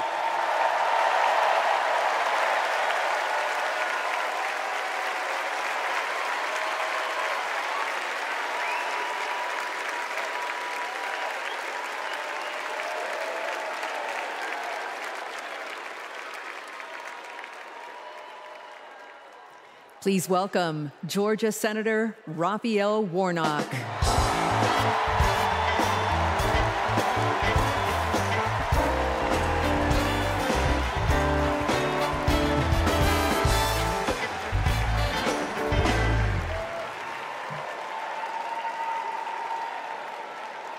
Well,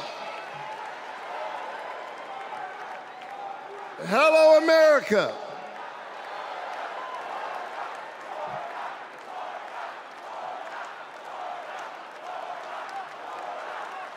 Thank you so very much.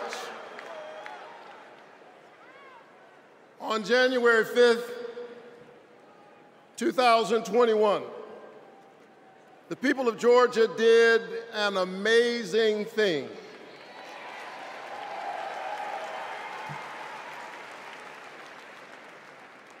They sent a black kid who grew up in public housing and the Jewish son of an immigrant to the United States Senate in one fell swoop.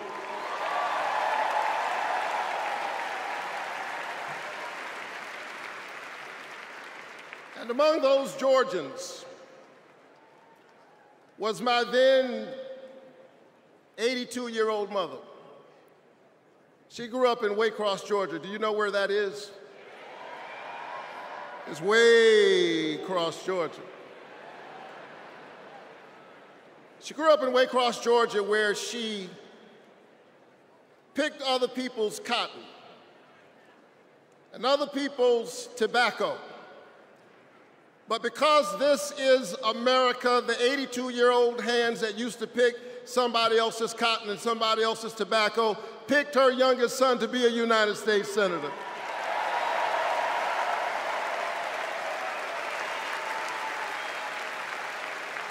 This is my America. Thank you, Mom. Thank you, Georgia. Thank you, America, for raising your voice and using your vote. A vote is a kind of prayer for the world we desire for ourselves and for our children, and our prayers are stronger when we pray together. And so together we flipped the Senate, held the House, and we sent Joe Biden and Kamala Harris to the White House. Together we vaccinated our citizens, we fortified our cities and our towns, and we stood by our small businesses. Together we set out to heal the land. A nation besieged by a deadly pandemic and beset by the awful and divisive rhetoric of a man too small for the office entrusted him or the task set before him.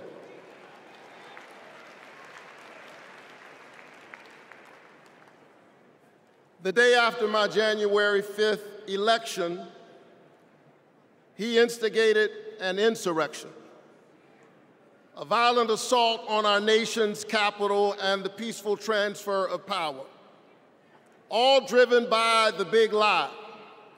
But behind the big lie was an even bigger lie. It is the lie that this increasingly diverse American electorate does not get to determine the future of the country. The lie and the logic of January 6th is a sickness. It is a kind of cancer that then metastasized into dozens of voter suppression laws all across our country. And we must be vigilant tonight because these anti-democratic forces are at work right now in Georgia and all across our country. And the question is, who will heal the land? And so here we are, America. Are you ready? Are you ready to stand up in this moral moment? Stand up for the best in the American covenant.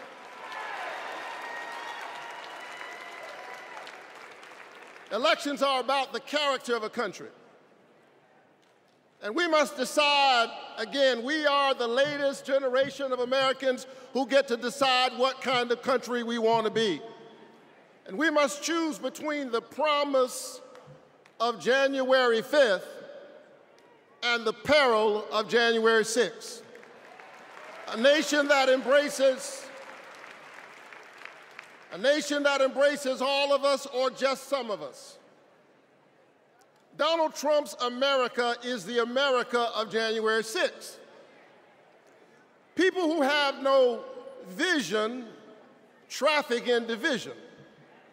He does not know how to lead us, and so he wants to divide us. America, make no mistake, Donald Trump is a plague on the American conscience.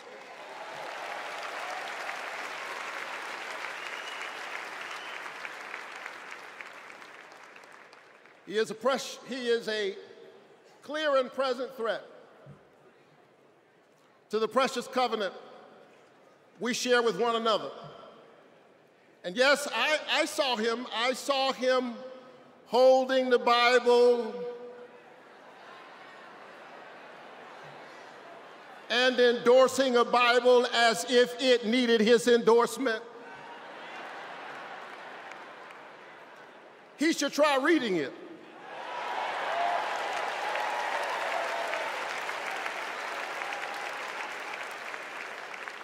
It says, do justice, love kindness, and walk humbly with your God. He should try reading it. It says, love your neighbor as yourself. It says, inasmuch as you've done it unto the least of these, you have done it also unto me.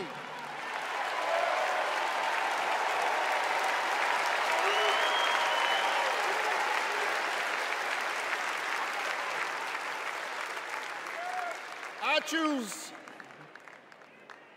the American covenant. E pluribus unum, out of many one. I choose January 5th. I choose a nation that provides a path for ordinary people and gives every child a chance.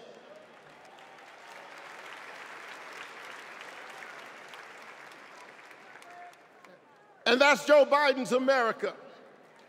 And he's been fighting for it for more than a half century. President Biden, America is so much better because of you, a true patriot who has always put the people first. Thank you, Joe.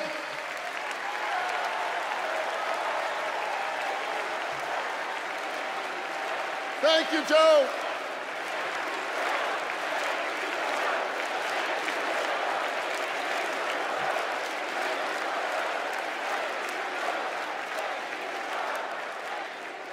But I'll tell you something else.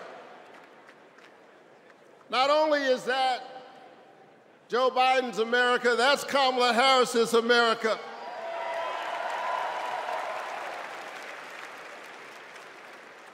She was leading with Joe Biden when we expanded the child tax credit, cutting child poverty in America nearly in half. We ought to renew it. She cast a tie-breaking vote for my bill capping the cost of insulin to no more than $35 per month for seniors. We ought to extend it to everybody. Together we passed an infrastructure bill, bolstered American manufacturing and clean energy, an investment in the house that we all share together. And I've got news for you, we are just getting started. Are you ready to win this election?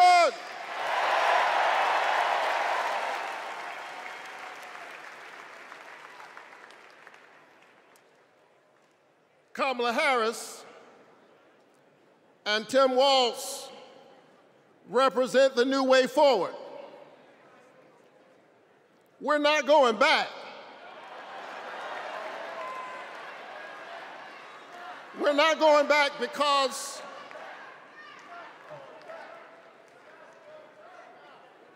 we are the United States of America. We always dream about the future.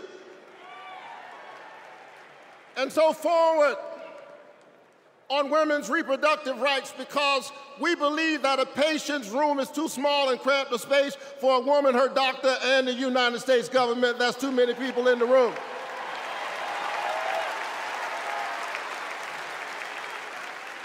Forward on worker rights, because most people do not mind working. They just want to share in the prosperity that they are creating for others. Forward on voting rights, forward on affordable housing and access to health care.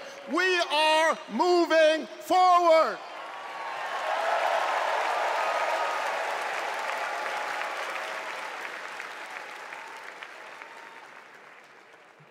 And so I'm inspired tonight. I'm inspired by all of you.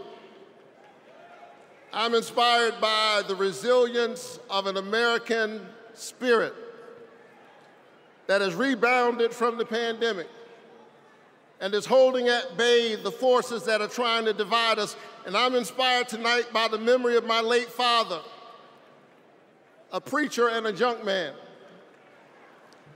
Monday through Friday, he lifted old broken cars and put them on the back of an old rig. But on Sunday morning, the man who lifted broken cars lifted broken people whom other people had discarded and told them that they were God's somebody.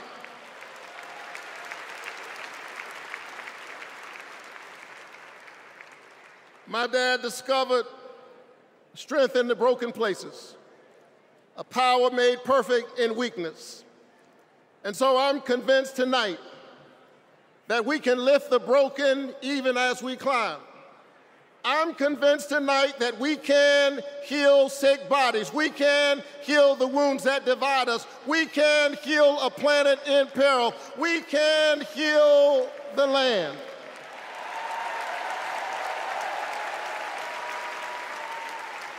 And in a strange way,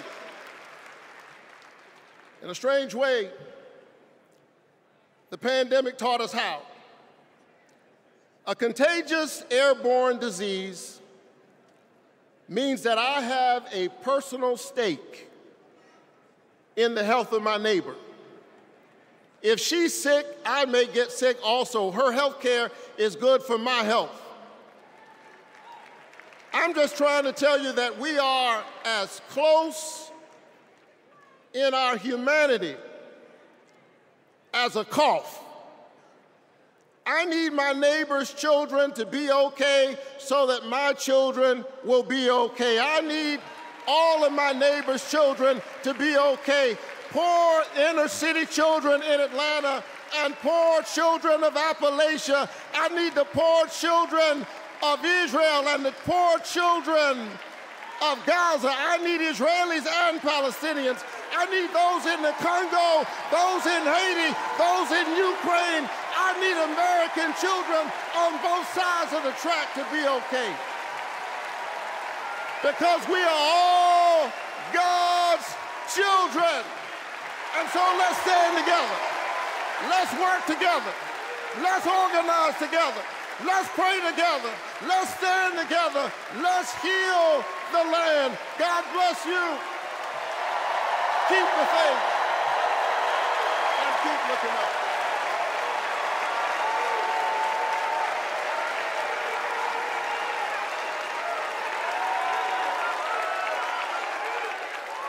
Please welcome Delaware Senator Chris Coons.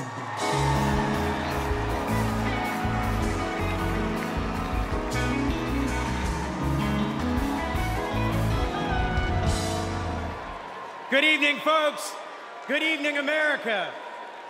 Good evening, Chicago. Are there any Democrats in the room tonight?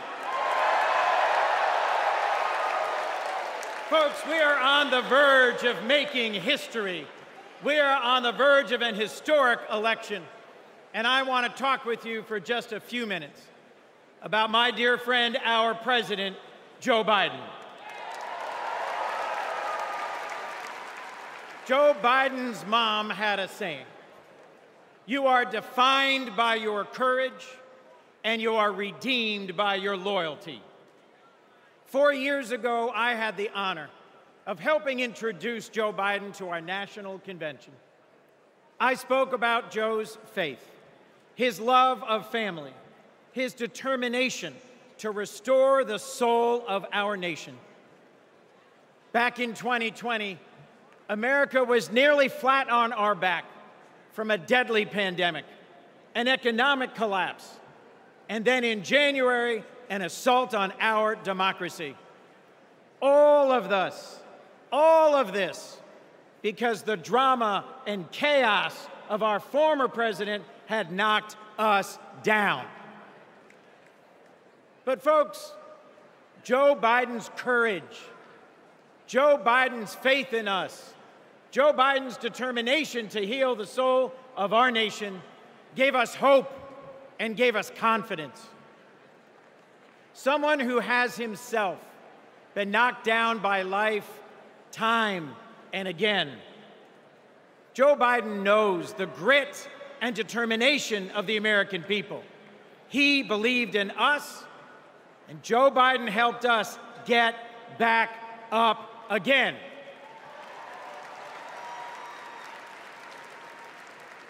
Using the incredible skills he developed in many years in the U.S. Senate, Joe got passed and signed into law the most consequential legislation of any president in 60 years, helping our veterans, advancing gun safety, cutting prescription drug prices, fighting climate change, rebuilding bridges and broadband, bringing manufacturing back to America.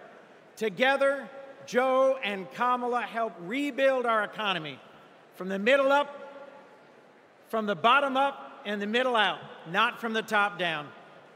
And they made our families safer and our country stronger at home and abroad. Today, we are so much better off because they believed in us, in our democracy. And our incredible First Lady, Jill Biden, our incredible First Lady, Jill Biden, our incredible First Lady, Jill Biden, was at Joe's side every step of the way, fighting for education, advancing the cancer moonshot, determined to improve women's health care, honoring military families. Joe and Jill, together, you have done so much for us, and there's so much more you will do and we can do together. Mr. President, thank you. Thank you for elevating a great leader in Kamala Harris.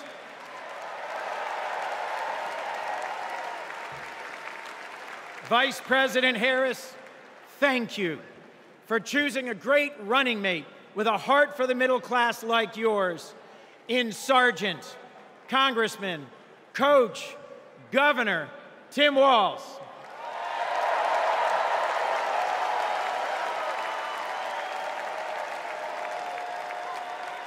I have hope. Do you? I have hope. Do you? I have hope. Do you? And it is in no small part because of Joe Biden. I have never known a more compassionate man than Joe Biden. I have never known a man who has taken from his own loss and his own faith and delivered so much for the future of so many others. Mr. President, you were my senator as a Delawarean. You are my president as an American, and you will always be my friend. On behalf of our nation, Joe, for your courage in fighting for our democracy, we thank you.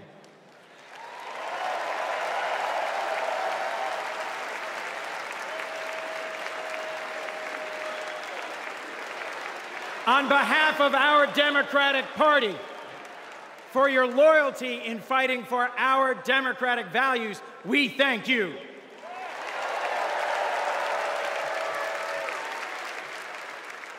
And on behalf of Delaware, thank you, Joe, and God bless you. We love you. We love Joe. We love Joe. We love Joe. We love Joe.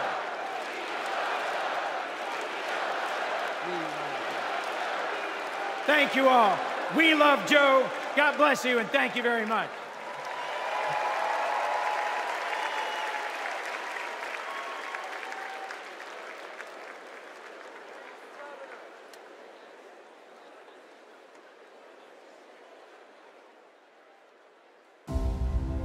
Hi, I'm Vivian Werewell, and I'm a 4th grade student at Christian McAuliffe. I've been bouncing around all week excited for this moment, and last night I could barely sleep. I remember the day that we heard that President Biden had won, and the whole neighborhood started celebrating. So when I heard you were coming, I really wanted to meet you. I adore you because you embrace change from my generation. And the ones to come, I look up to you.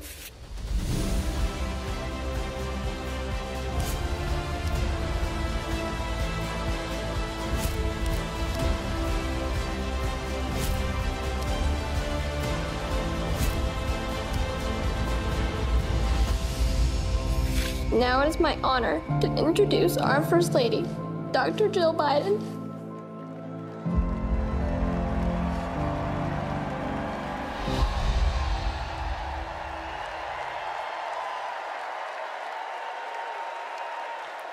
Please welcome First Lady of the United States, Jill Biden.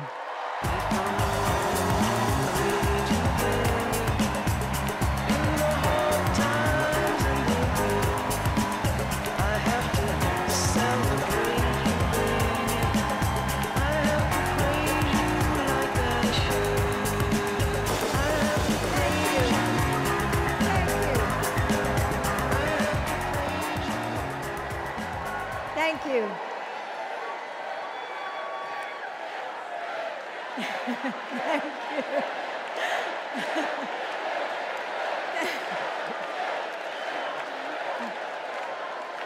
Thank you.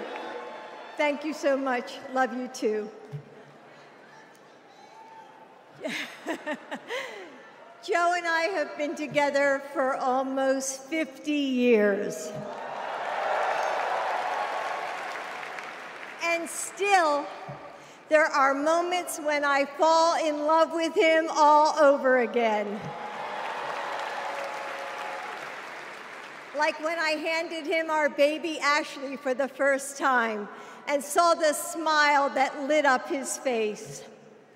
Or on nights after an exhausting day working in the Senate, when he would read one more bedtime story just because the kids asked. When he stops on a rope line because he sees someone grieving who needs to know that everything is going to be all right one day. Or to encourage that child with a stutter to find the confidence she needs. Those moments when I'm reminded of all he's accomplished in the name of something bigger than himself. Receiving the Medal of Freedom with humility.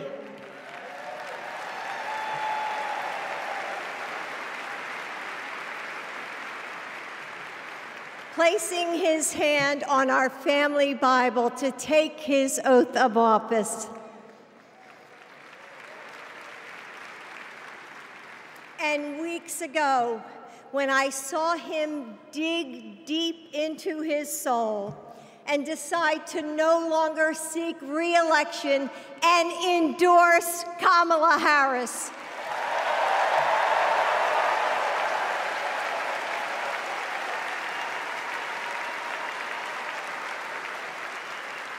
With faith and conviction, Joe knows that our nation's strength doesn't come from intimidation or cruelty. It comes from the small acts of kindness that heal deep wounds, from service to the communities that make us who we are, from love of a country that shines with promise and renewal. Kamala Harris knows that too.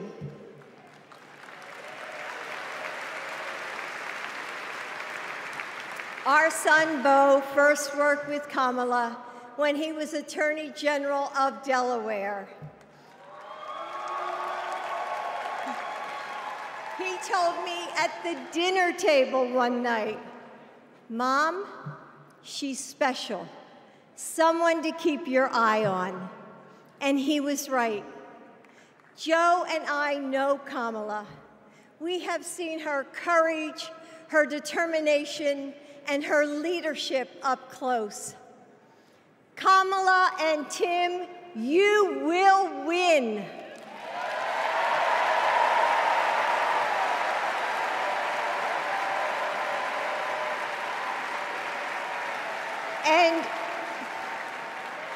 And you are inspiring a new generation.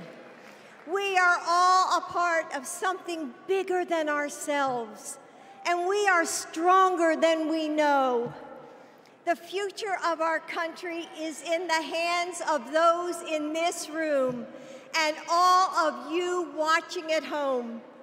It's going to take all of us, and we can't afford to lose. With faith in each other, hope for a brighter future, and love for our country, we will fight and we will win together. Thank you. Thank you.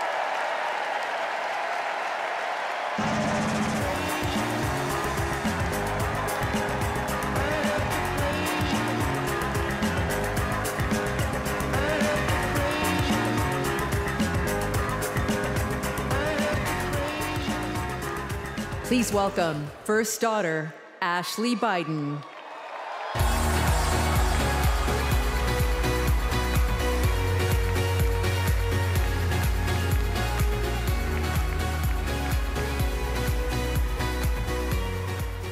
Good evening. I have this memory. It's the eve of my 8th birthday. Dad is still in D.C., tending to urgent matters in the Senate. That night, as a surprise, Mom told me, Bo, and Hunter to get in the car. I remember pulling up to the Wilmington Amtrak station, riding up the escalator to the platform. The train stops, doors open, and Dad steps out. As soon as I saw him, I run down that platform and jump into his arms. Like magic, Mom brought out a cake, they sang happy birthday, and I blew out the candles. Dad hugged me, and he said that he had to get back to work. He crossed to the southbound train, and off he went to D.C. That was a snapshot of one moment, of one day, on this extraordinary journey of being Joe Biden's daughter.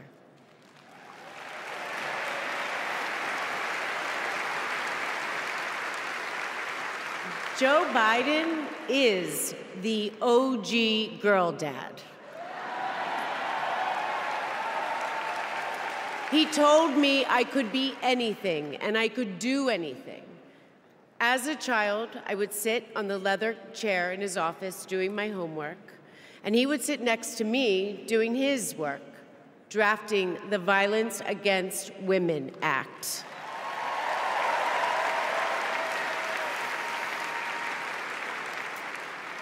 And he wasn't just a girl dad.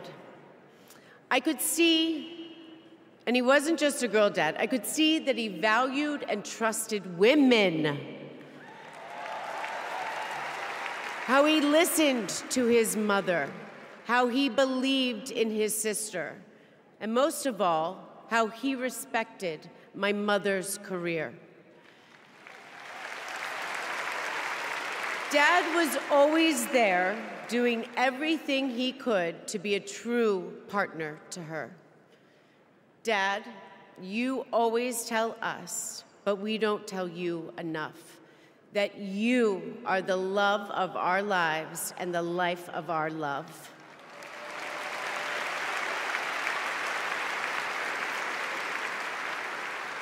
I had my wedding reception in my parents' backyard.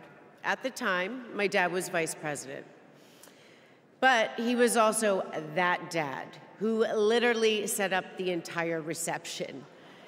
He was riding around in his John Deere four-wheeler, fixing the place settings, arranging the plants, and by the way, he was very emotional.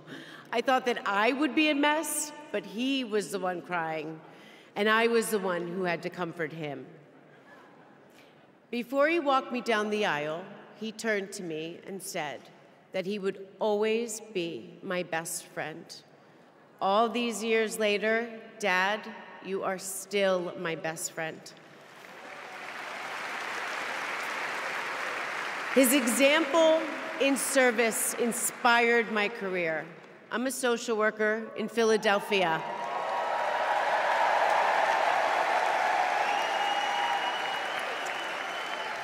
I support formerly incarcerated women as they heal from past trauma and they reclaim their lives. Dad always told me that I was no better than anybody else and nobody was better than me. He taught me that everyone deserves a fair shot and that we shouldn't leave anyone behind. That's what you learn from a fighter who has been underestimated his entire life. When I look at Dad, I see grace, strength, and humility. I see one of the most consequential leaders ever in history.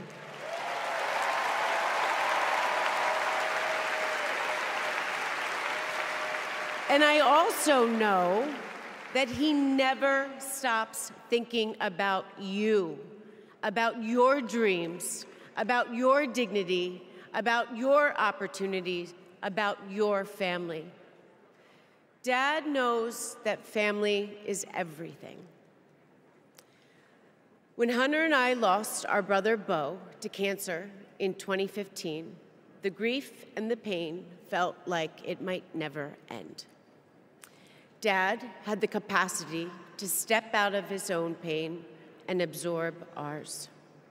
And I know that Bo is here with us tonight, as he is always with us.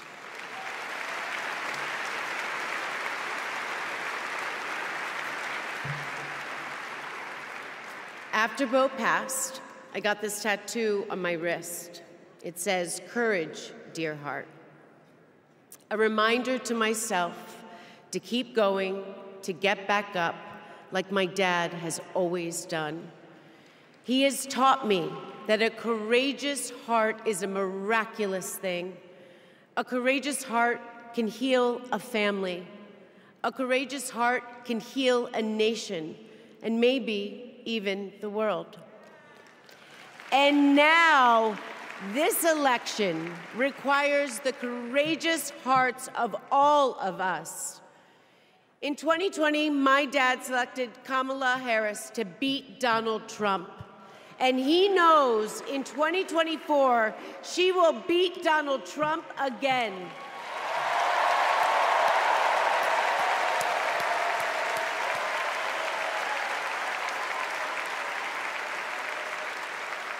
So tonight, I am asking you, if you stood with us in 2020, call upon your courageous heart. Stand with us today.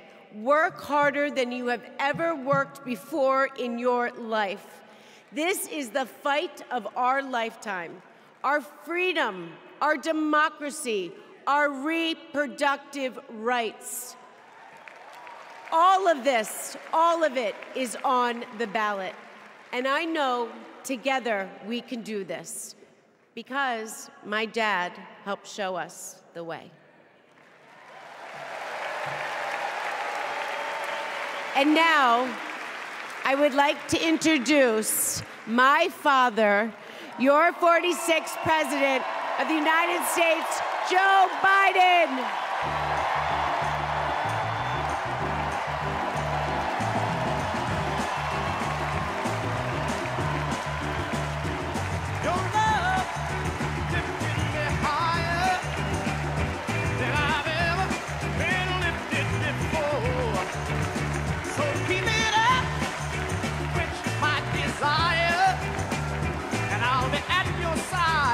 Forevermore, you know your love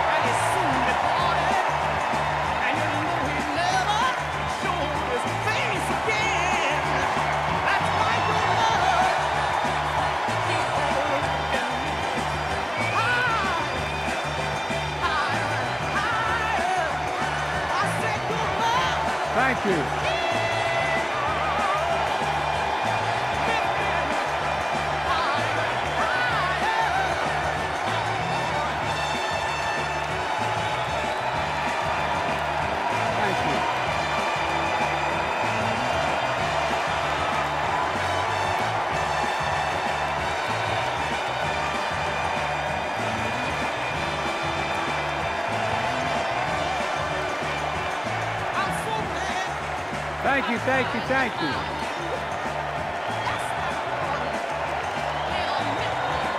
Thank you.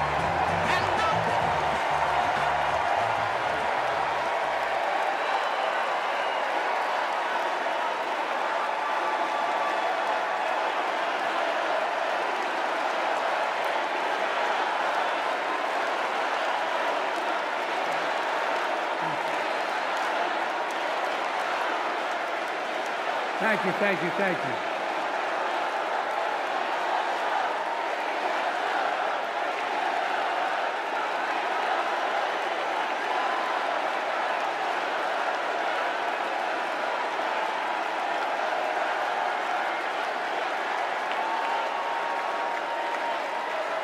Thank you, thank you, thank you.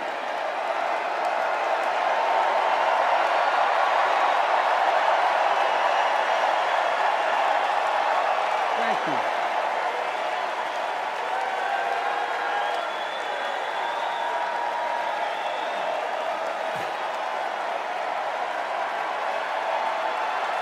Thank you.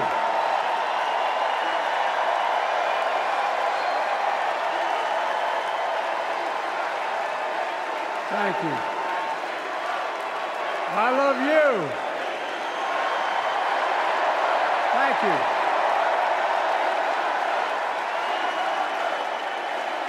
Thank you, thank you, thank you.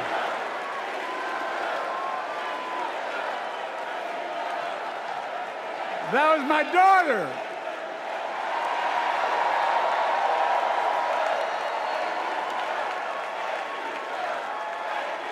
Thank you.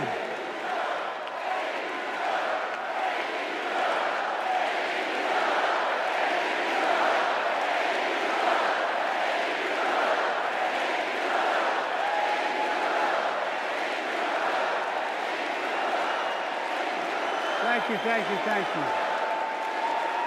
Thank you. Thank you for so. I tell you what.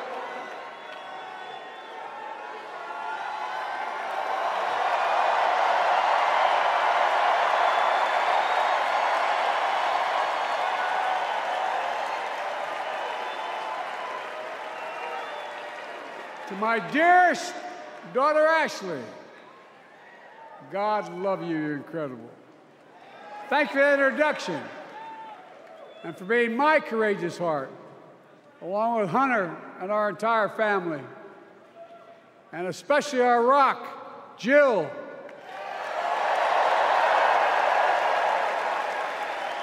Who, as those of you who know us, she still leaves me both breathless and speechless. Everybody knows her. I love her more than she loves me. She walks down the stairs and I still get that going boom, boom, boom. You all will know me. No, not kidding. Let's give a special round of applause to our First Lady, Jill Biden.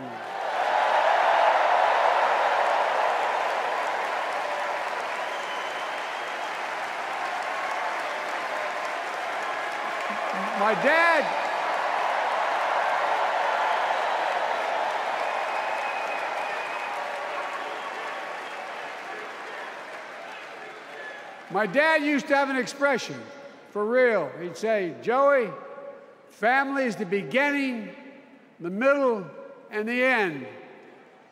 And I love you all. Folks. And America, I love you.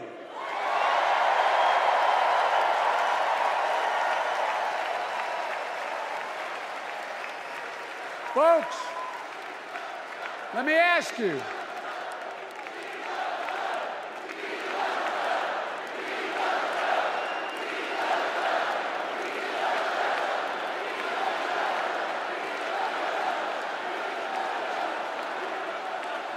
Let me ask you, are you ready to vote for freedom?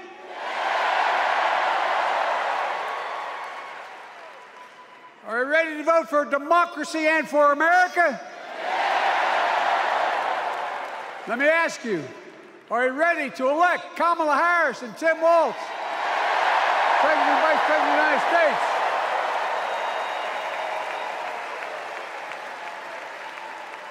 My fellow Democrats, my fellow Americans, nearly 4 years ago, in winter, on the steps of the Capitol, on a cold January day, I raised my right hand and I swore an oath to you and to God to preserve, protect, and defend the Constitution and to faithfully execute the office of the President of the United States.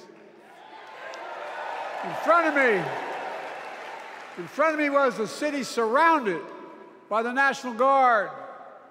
Behind me, a Capitol that 2 weeks before had been overrun by a violent mob. But I knew then, from the bottom of my heart, that I knew now, there is no place in America for political violence. None. You cannot say you love your country only when you win.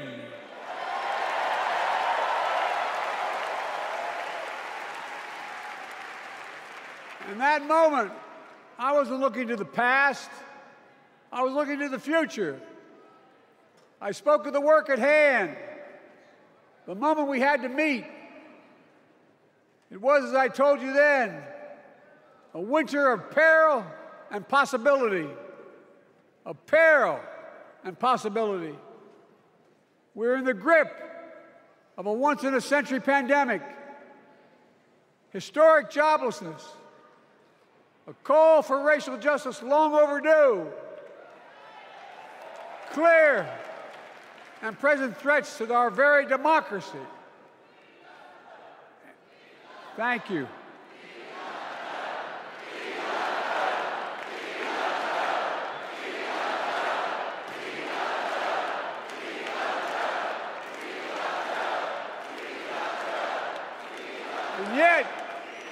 And yet I believed then, and I believe now, that progress was and is possible. Justice is achievable. And our best days are not behind us, they're before us.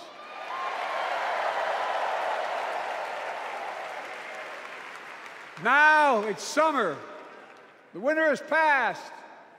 And with a grateful heart, I stand before you now on this August night to report that democracy has prevailed. Democracy has delivered. And now democracy must be preserved.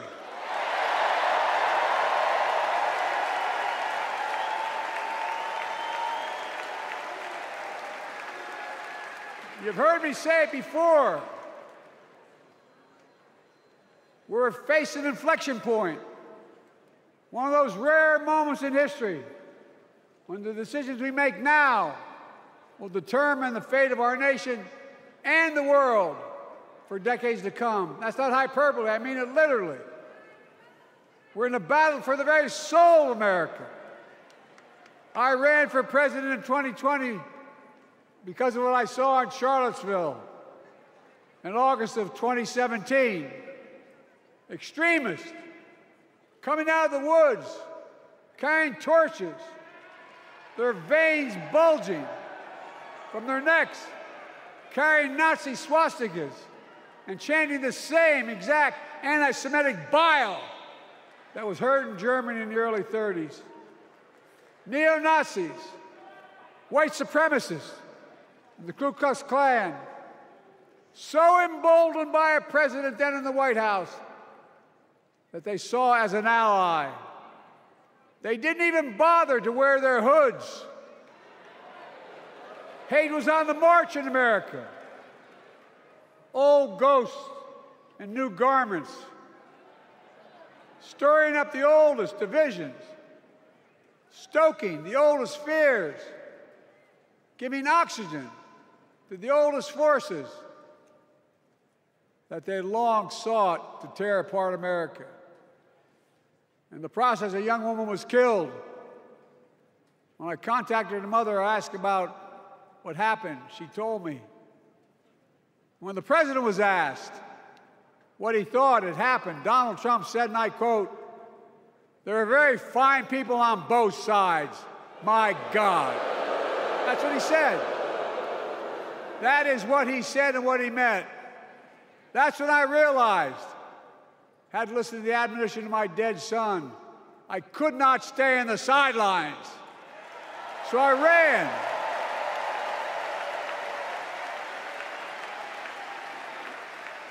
Because I had no intention of running again. I just lost part of my soul. But I ran with a deep conviction. In America, I know and believe in an America where honesty, dignity, decency still matter. An America where everyone has a fair shot and hate has no safe harbor.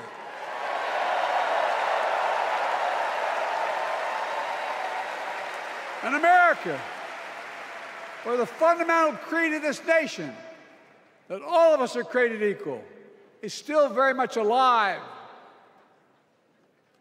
And a broad coalition of Americans joined with me.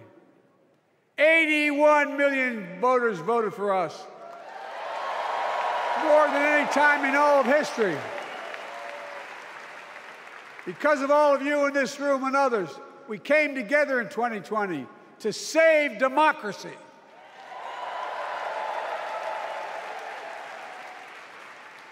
As your president, I've been determined to keep America moving forward, not going back, to stand against hate and violence in all its forms, to be a nation where we not only live with but thrive on diversity, demonizing no one, leaving no one behind, and becoming the nation that we profess to be. I also ran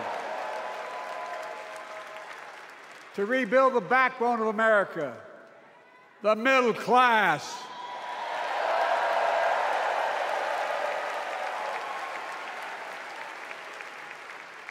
I made a commitment to you that I be a president for all Americans, whether you voted for me or not. We have done that. Studies show the major bills we have passed actually delivered more to red states than blue. Because the job of the president is to deliver to all of America.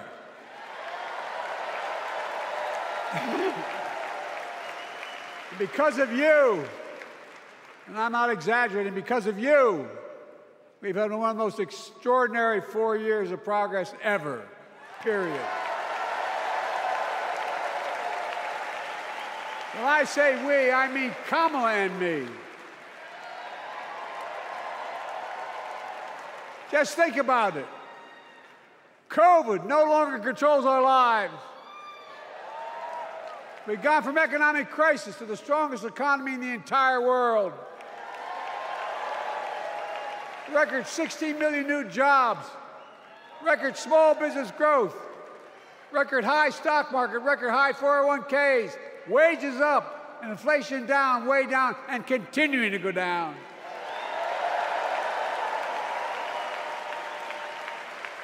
The smallest racial wealth gap in 20 years. And yes, we both know we have more to do, but we're moving in the right direction. More Americans have peace of mind that comes from having health insurance. More Americans have health insurance today than ever before in American history.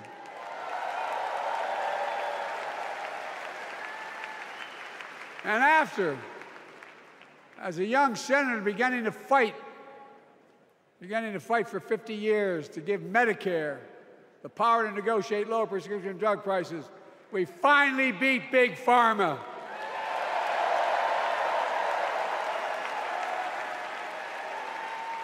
And guess who cast the tie-breaking vote? Vice President, soon-to-be President Kamala Harris.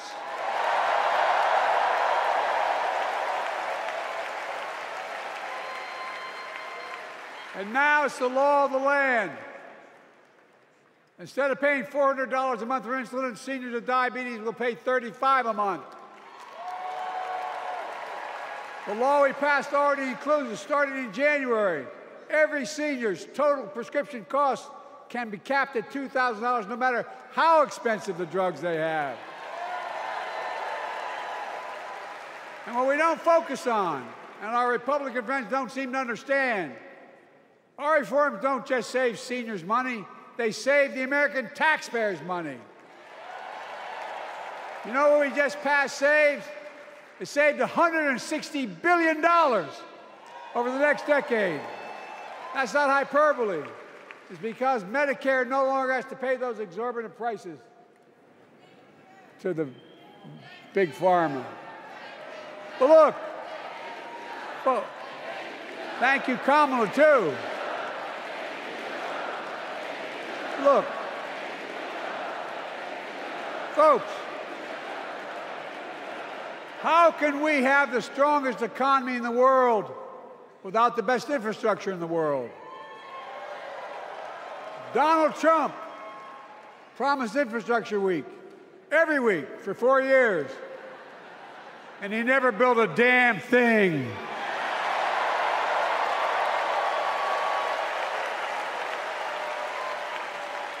But now, because of what Kamala and I have done, remember we were told we couldn't get it done. Remember when we came into office, we couldn't get anything passed? But right now, we're giving America an infrastructure decade, not week. We're modernizing our roads, our bridges, our ports, our airports, our trains, our buses.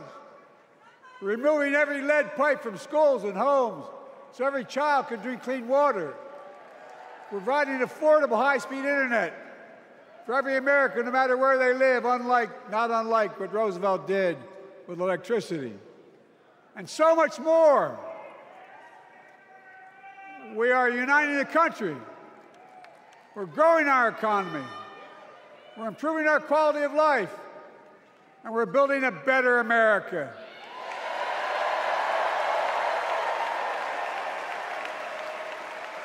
Because that's who we are. How can we be the strongest nation in the world without leading the world in science and technology? After years of importing 90% of our semiconductor chips from abroad, which America invented those chips, our Chips and Science Act meant that private companies from around the world are now investing literally tens of billions of dollars to build new chip factories right here in America.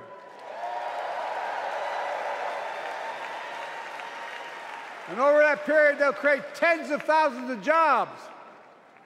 And many of those jobs in the so-called fabs, the buildings that make the chips, that's being constructed now. And guess what?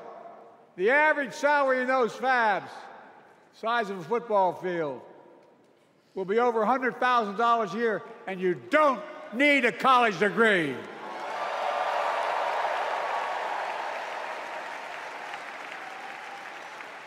Because of you and so many electeds out there, American manufacturing is back. Where the hell did it say we wouldn't lead the world in manufacturing?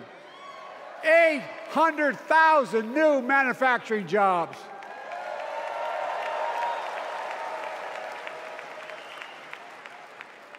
Our Republican friends and others made sure they'd go abroad to get the cheapest labor. We used to import products and export jobs. Now we export American products and create American jobs right here in America, where jobs belong. With every new job, with every new factory, pride and hope is being brought back to communities throughout the country that were left behind. You know you're from them, many of you. You know what it's like when that factory closed, where your mother, your father, your grandmother, or grandfather worked.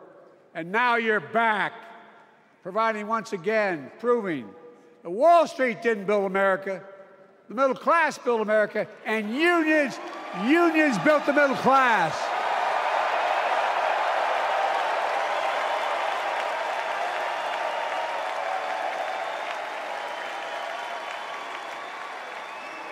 It's been my view since I came to the Senate.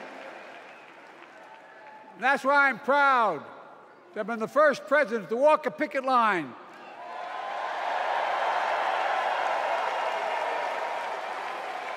and be labeled the most pro-union president in history, and I accept it.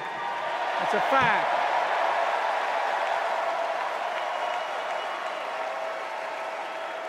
Because when unions do well, we all do well.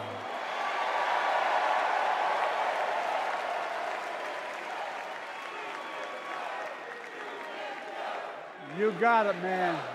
You got it.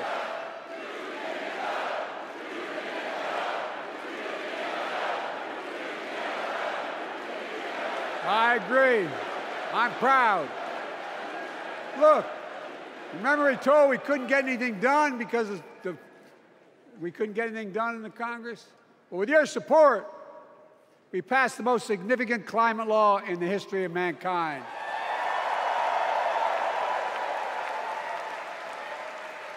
Over $370 billion.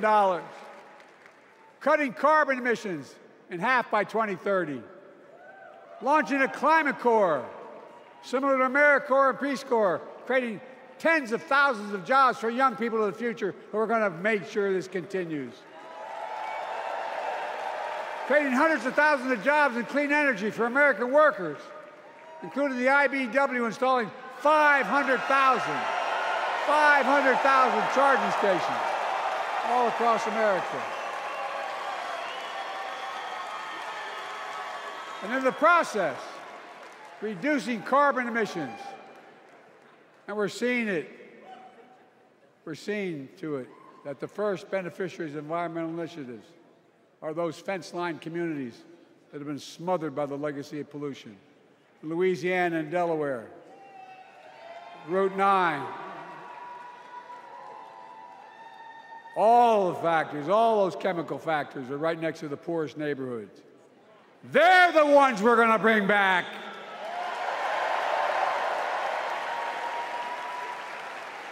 And how? How can we be the greatest nation in the world without the best education system in the world?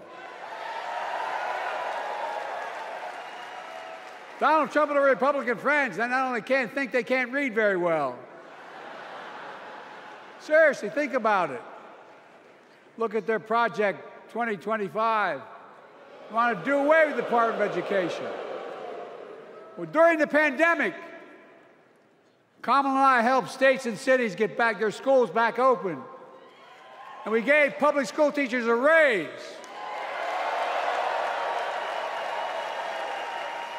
We created apprenticeships with businesses and communities, putting students on a path to a good paying job, whether or not they go to college. And by the way, we're making college a hell of a lot more affordable. Increasing Pell Grants by $900. Over $15 billion for HBCUs. Minority service education, including Hispanic institutions and tribal colleges. We kept our commitment to provide more student relief than ever by lifting the burden of helping millions of families so they could get married, start a family, buy a home, and begin to build family wealth and contribute to the community and grow our economy. It's not costing us, it's creating more wealth. We've fundamentally transformed how our economy grows, from the middle out and the bottom up instead of the top down. You know, my dad used to say there wasn't a whole hell of a lot to drop down on my kitchen table at the end of the month.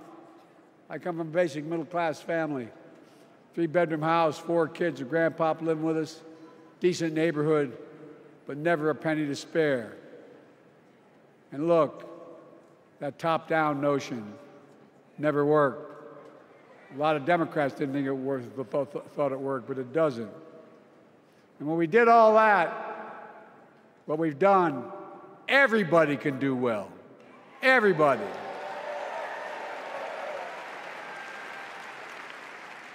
Donald Trump calls America a failing nation. No, I'm serious. But think about this. Think about this. He publicly says to the whole world, I'm going to say something outrageous, I know more foreign leaders by their first names and know them well than anybody alive, just because I'm so damn old. But I'm not joking. Think of the message he sends around the world when he talks about America being a failing nation. He says we're losing. He's the loser. He's dead wrong.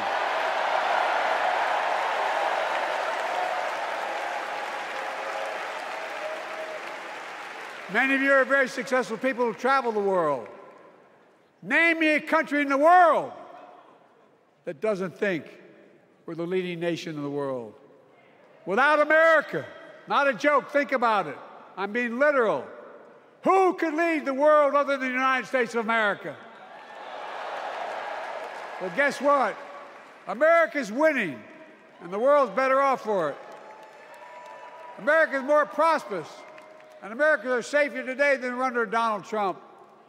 Trump continues to lie about crime in America, like everything else. Guess what? On his watch, the murder rate went up 30%, the biggest increase in history. Meanwhile, we made the largest investment, Kamala and I, in public safety ever. Now, the murder rate is falling faster than any time in history. Violent crime has dropped to the lowest level in more than 50 years. And crime will keep coming down when we put a prosecutor in the Oval Office instead of a convicted felon.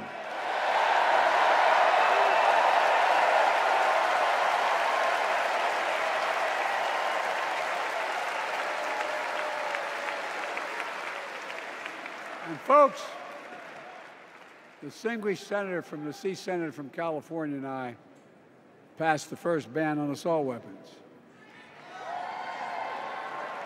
And guess what? It worked. If we care about public safety, we need to prevent gun violence. And what makes me ashamed when I travel the world, which I do, more children in America are killed by a gunshot than any other cause in the United States. More die from a bullet than cancer, accidents, or anything else in the United States of America. My God. That's why Kamala and I are proud. We beat the NRA when we passed the first major bipartisan gun safety law in 30 years.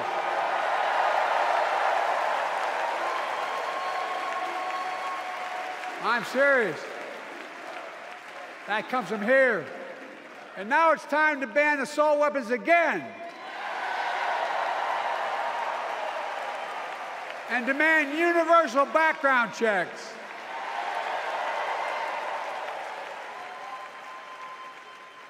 It's hard. I never thought I'd stand before a crowd of Democrats and refer to a president as a liar so many times. No, I'm not trying to be funny. It's sad. Trump continues to lie about the border. Here's what he won't tell you.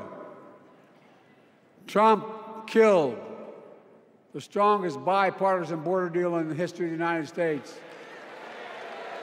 that we negotiated with the Senate Republicans. It took 4 weeks. Once it passed, and never acknowledged the most expansive border change in American history, he called senators to say, don't support the bipartisan bill, because he said it would help me politically and hurt him politically. My God. No, I'm serious. Think about it. Not a joke. Ask even the press who doesn't like me. They'll tell you that's true. Typically, Trump, once again, putting himself first and America last. Then I had to take executive action. The result of the executive action I took, border encounters have dropped over 50%. In fact, there are fewer border crossings today than when Donald Trump left office. And unlike Trump, we will not demonize immigrants, saying they're the poison of blood of America. Poison the blood of our country. Kamala and I are committed to strengthening legal immigration, including protecting dreamers and more.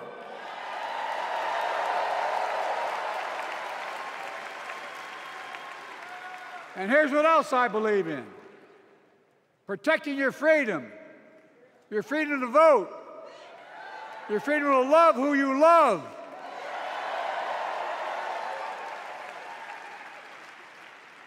and your freedom to choose.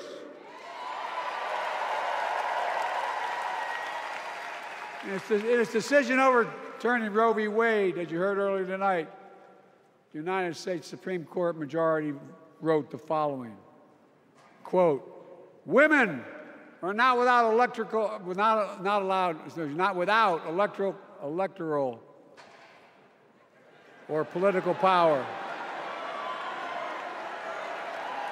No kidding. MAGA Republicans found out the power of women in 2022. And Donald Trump is going to find out the power of women in 2024. Watch.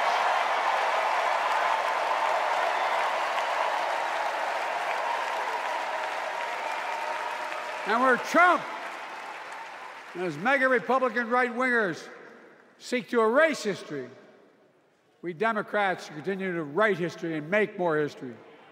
I'm proud to have kept my commitment to appoint the first black woman in the United States Supreme Court.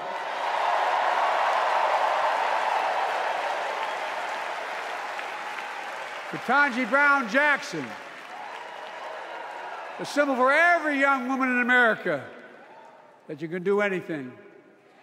I'm proud that I've kept my commitment to have an administration that looks like America and that taps in to the full talent of our nation. The most diverse cabinet in history, including the first black woman in South Asian descent to serve as vice president. And will soon serve as the 47th president of the United States.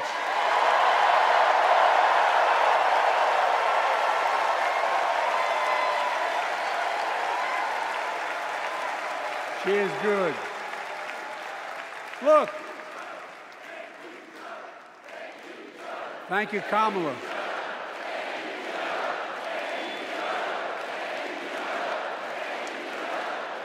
Folks, I've long said we have many obligations as a nation, but I got in trouble years ago for saying I'd make no apologies. We have only one truly sacred obligation: to prepare and equip those we send to war and care for them and their families when they come home and when they don't. That's why I'm so proud to have written and signed the PACT Act, one of the most significant laws ever, helping veterans and their families exposed to toxic materials like burn pits in Agent Orange. I was around during the Vietnam War. It's hard. Nobody was able to prove that there's illness was a consequence of Agent Orange. And no one was able to prove initially that because they lived in burn pits like my son lived next to in Iraq for a year, that is the cause of their illness. But because of the PACT Act, a surviving spouse with 2 children is now eligible for a stipend of about $3,000 a month. And those children who lost a parent are eligible for tuition benefits to go to college and to get job training. It's already helping over 1 million veterans and their families just so far. Well, I love them, and I'm so proud of my son's service. We get it, but guess who doesn't get it and doesn't respect our veterans?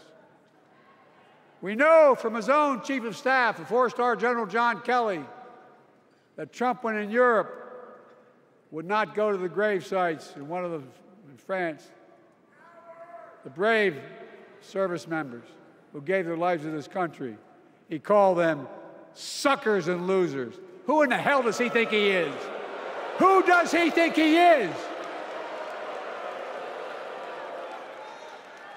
There's no words for a person. They are not the words of a person not worthy of being commander-in-chief, period. Not then, not now, and not ever. I mean that. I mean that from the bottom of my heart.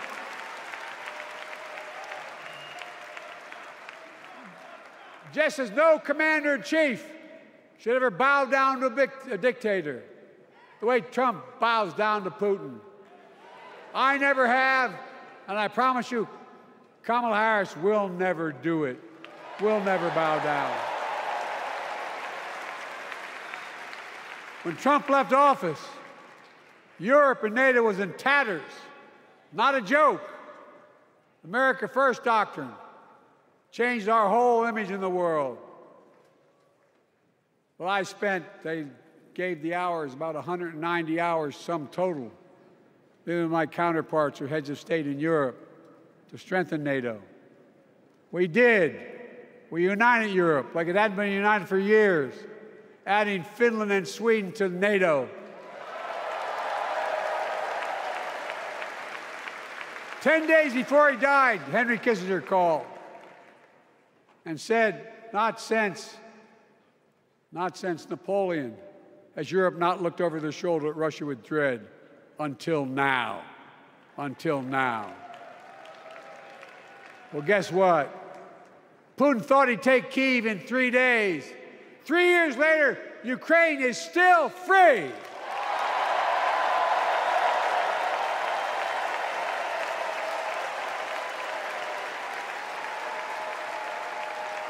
When I came to office, the conventional wisdom was that China would inevitably surpass the United States.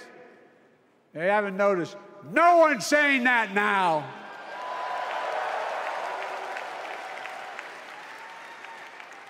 And we'll keep working to bring hostages home and end the war in Gaza and bring peace and security in the Middle East.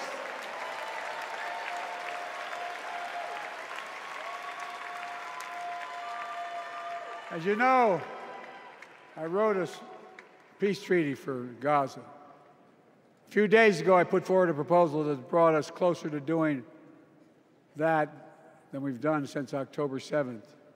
We're working around the clock, my Secretary of State, to prevent a wider war and reunite hostages with their families and surge humanitarian health and food assistance into Gaza now. To end the civilian suffering of the Palestinian people, and finally deliver a ceasefire and end this war.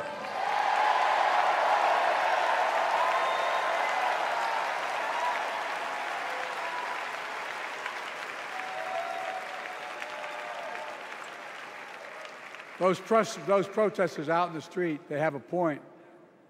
A lot of innocent people are being killed on both sides. Just as we worked around the clock to bring home wrongfully detained Americans and others from Russia in one of the most complicated swaps in history, but they're home. Kamala and I are going to keep working to bring all Americans wrongfully detained around the world home. I mean it. Folks, I've got 5 months left in my presidency. I've got a lot to do. I intend to get it done.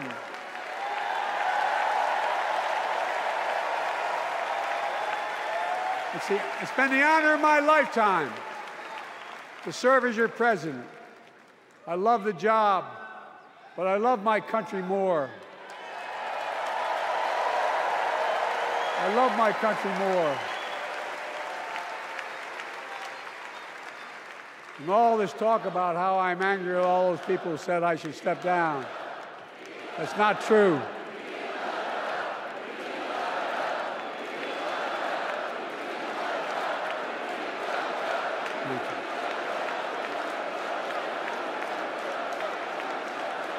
I love my country more, and we need to preserve our democracy. In 2024, we need you to vote. We need you to keep the Senate. We need you to win back the House of Representatives. And above all, we need you to beat Donald Trump.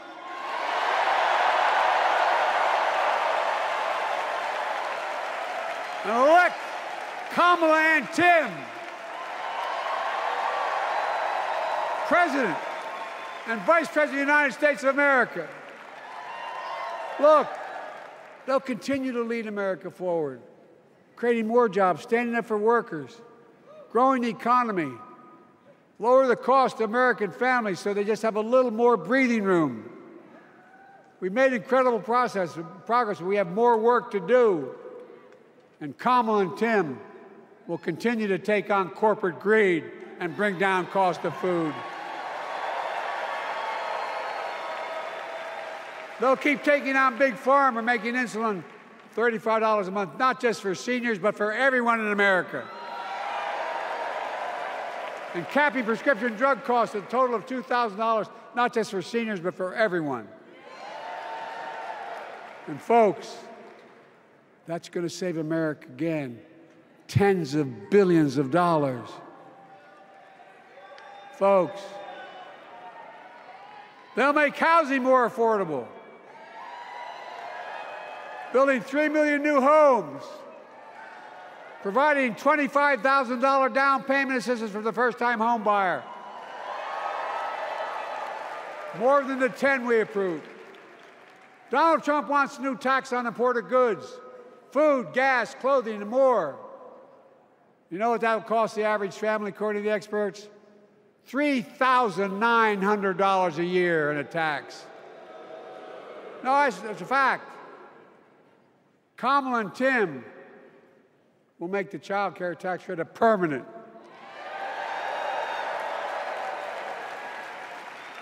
Lifting millions of children out of poverty and helping millions of families get ahead.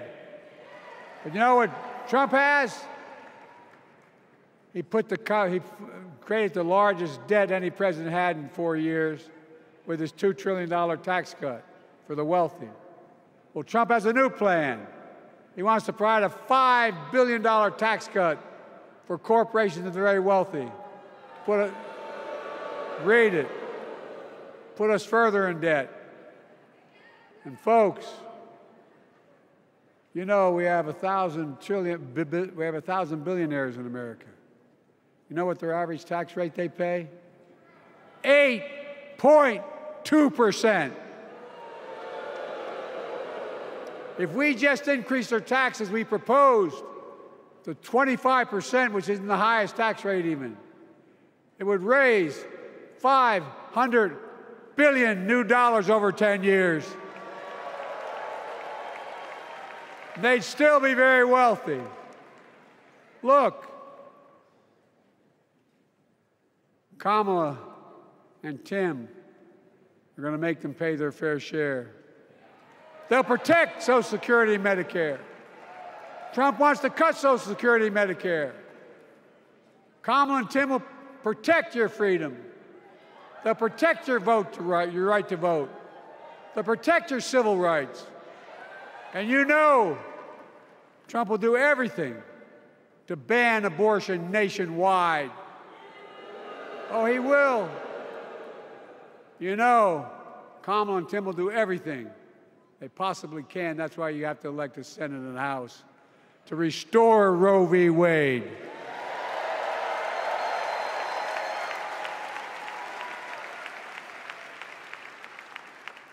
The ancient Greeks taught us that character is destiny. Character is destiny. For me and Jill, we know Kamala and Doug are people of character. It's been our honor to serve alongside them. And we know that Tim and Gwen Walz are also people of great character. Selecting Kamala was the very first decision I made when I became our nominee. And it was the best decision I made my whole career.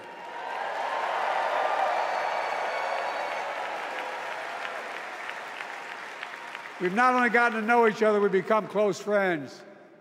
She's tough, she's experienced, and she has enormous integrity, enormous integrity. Her story represents the best American story. And like many of our best presidents, she was also vice president. That's a joke.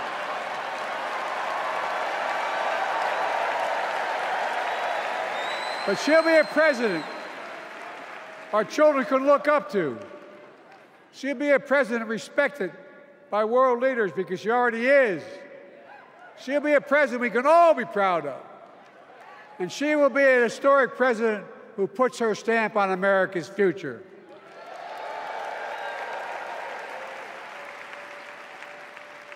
This will be the first presidential election since January 6th. On that day, we almost lost everything about who we are as a country.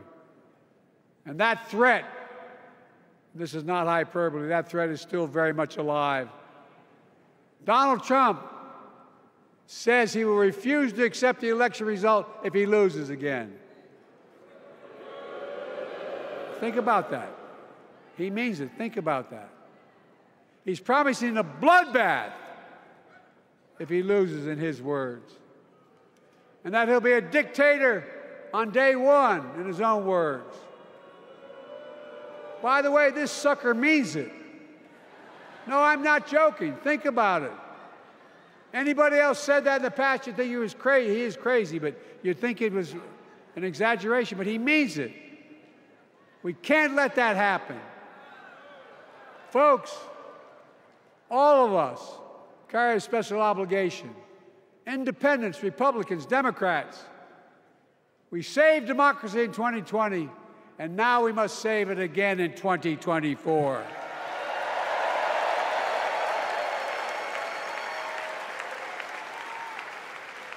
The vote of each of us cast this year will determine whether democracy and freedom will prevail.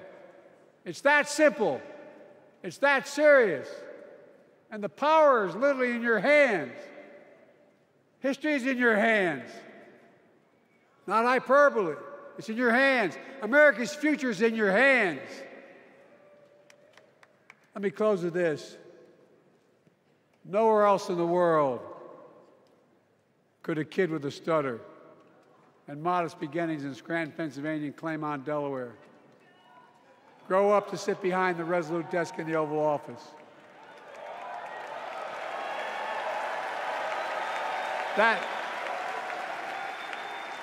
That's because America is and always has been a nation of possibilities.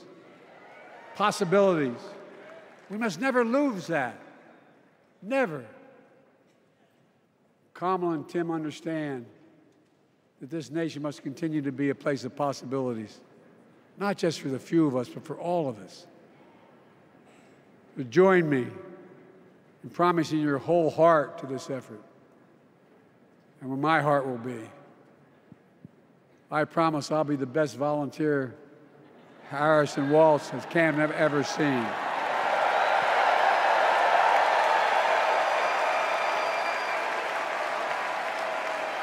Each of us has a part in the American story. For me and my family, there's a song that means a lot to us, that captures the best of who we are as a nation. The song is called American Anthem. There's one verse that stands out, and I can't sing worth a damn, so I'm not going to try. I'll just quote it. The work and prayers of centuries have brought us to this day. What shall our legacy be? What will our children say? Let me know in my heart, when my days are through, America, America, I gave my best to you.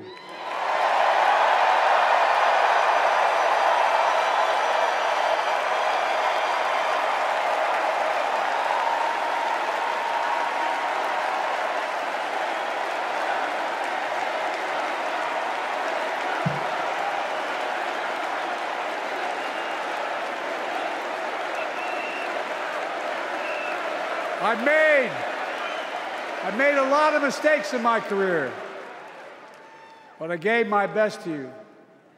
For 50 years, like many of you, I've given my heart and soul to our nation. And I've been blessed a million times in return with the support of the American people. I've either been too young to be in the Senate because I wasn't 30 yet, and too old to stay as president. But I hope you know how grateful I am to all of you. I can honestly say, and I mean this from the bottom, give you my word as a Biden, I can honestly say I'm more optimistic about the future than I was when I was elected as a 29-year-old United States Senator. I mean it. Folks, we just have to remember who we are. We're the United States of America.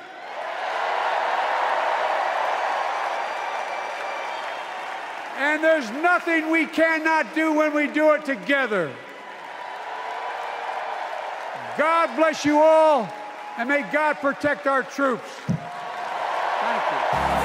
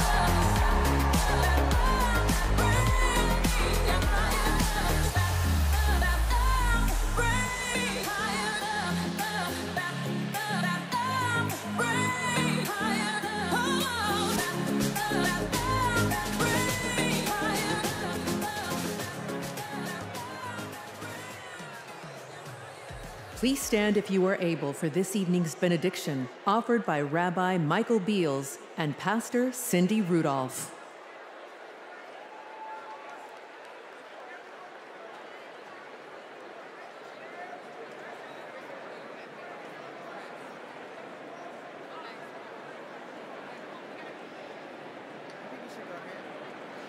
Tonight's convention theme, For the People, hints at the inclusive, bridge-building messages and policies the Democratic Party will require to succeed not only in November, but long after that. No prayer better unites Jews, Christians, Muslims, and others of faith, along with Democrats, Republicans, Independents, and undecideds, than the threefold priestly Cohenite benediction presented in the Bible. It is divided into three in order to shower the following blessings of gratitude, hoda'ah, upon my fellow Delawarean, President Joe Biden.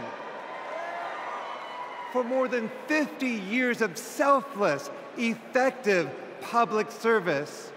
Joy, simcha, in public discourse and policy encouraged by Governor Tim Walz. And light, or, combined with freedom, cherut, inspired by Vice President Kamala Harris's vision for America.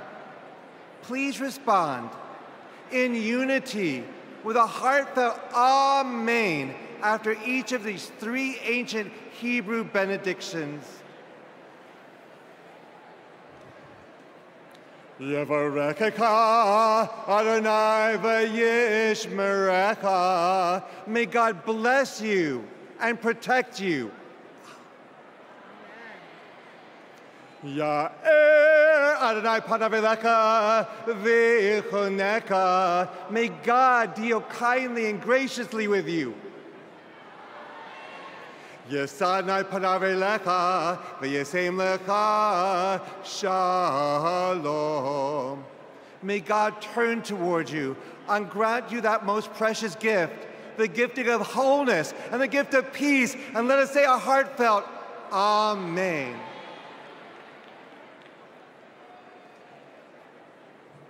Most gracious, kind, and loving God, we thank you for this tremendous gathering of people invested in our nation's progress.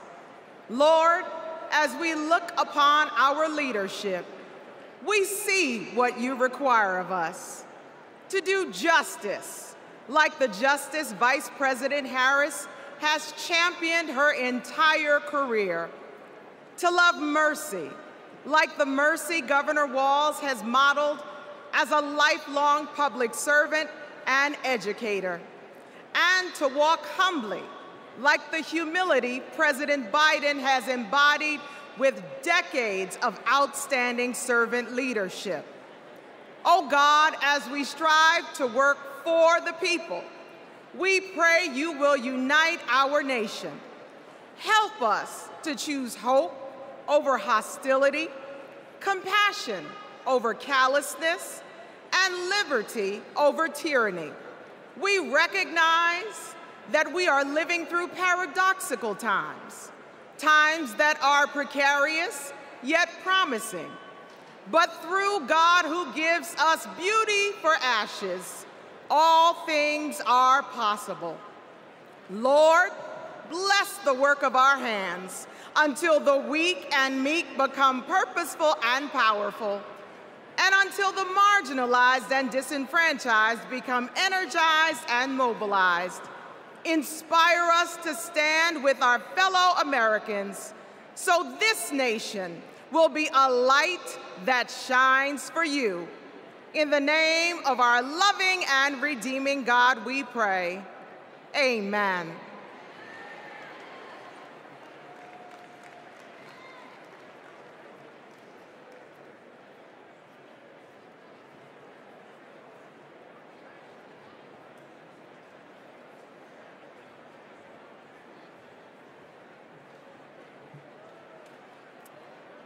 Night one of the Democratic National Convention has officially come to an end.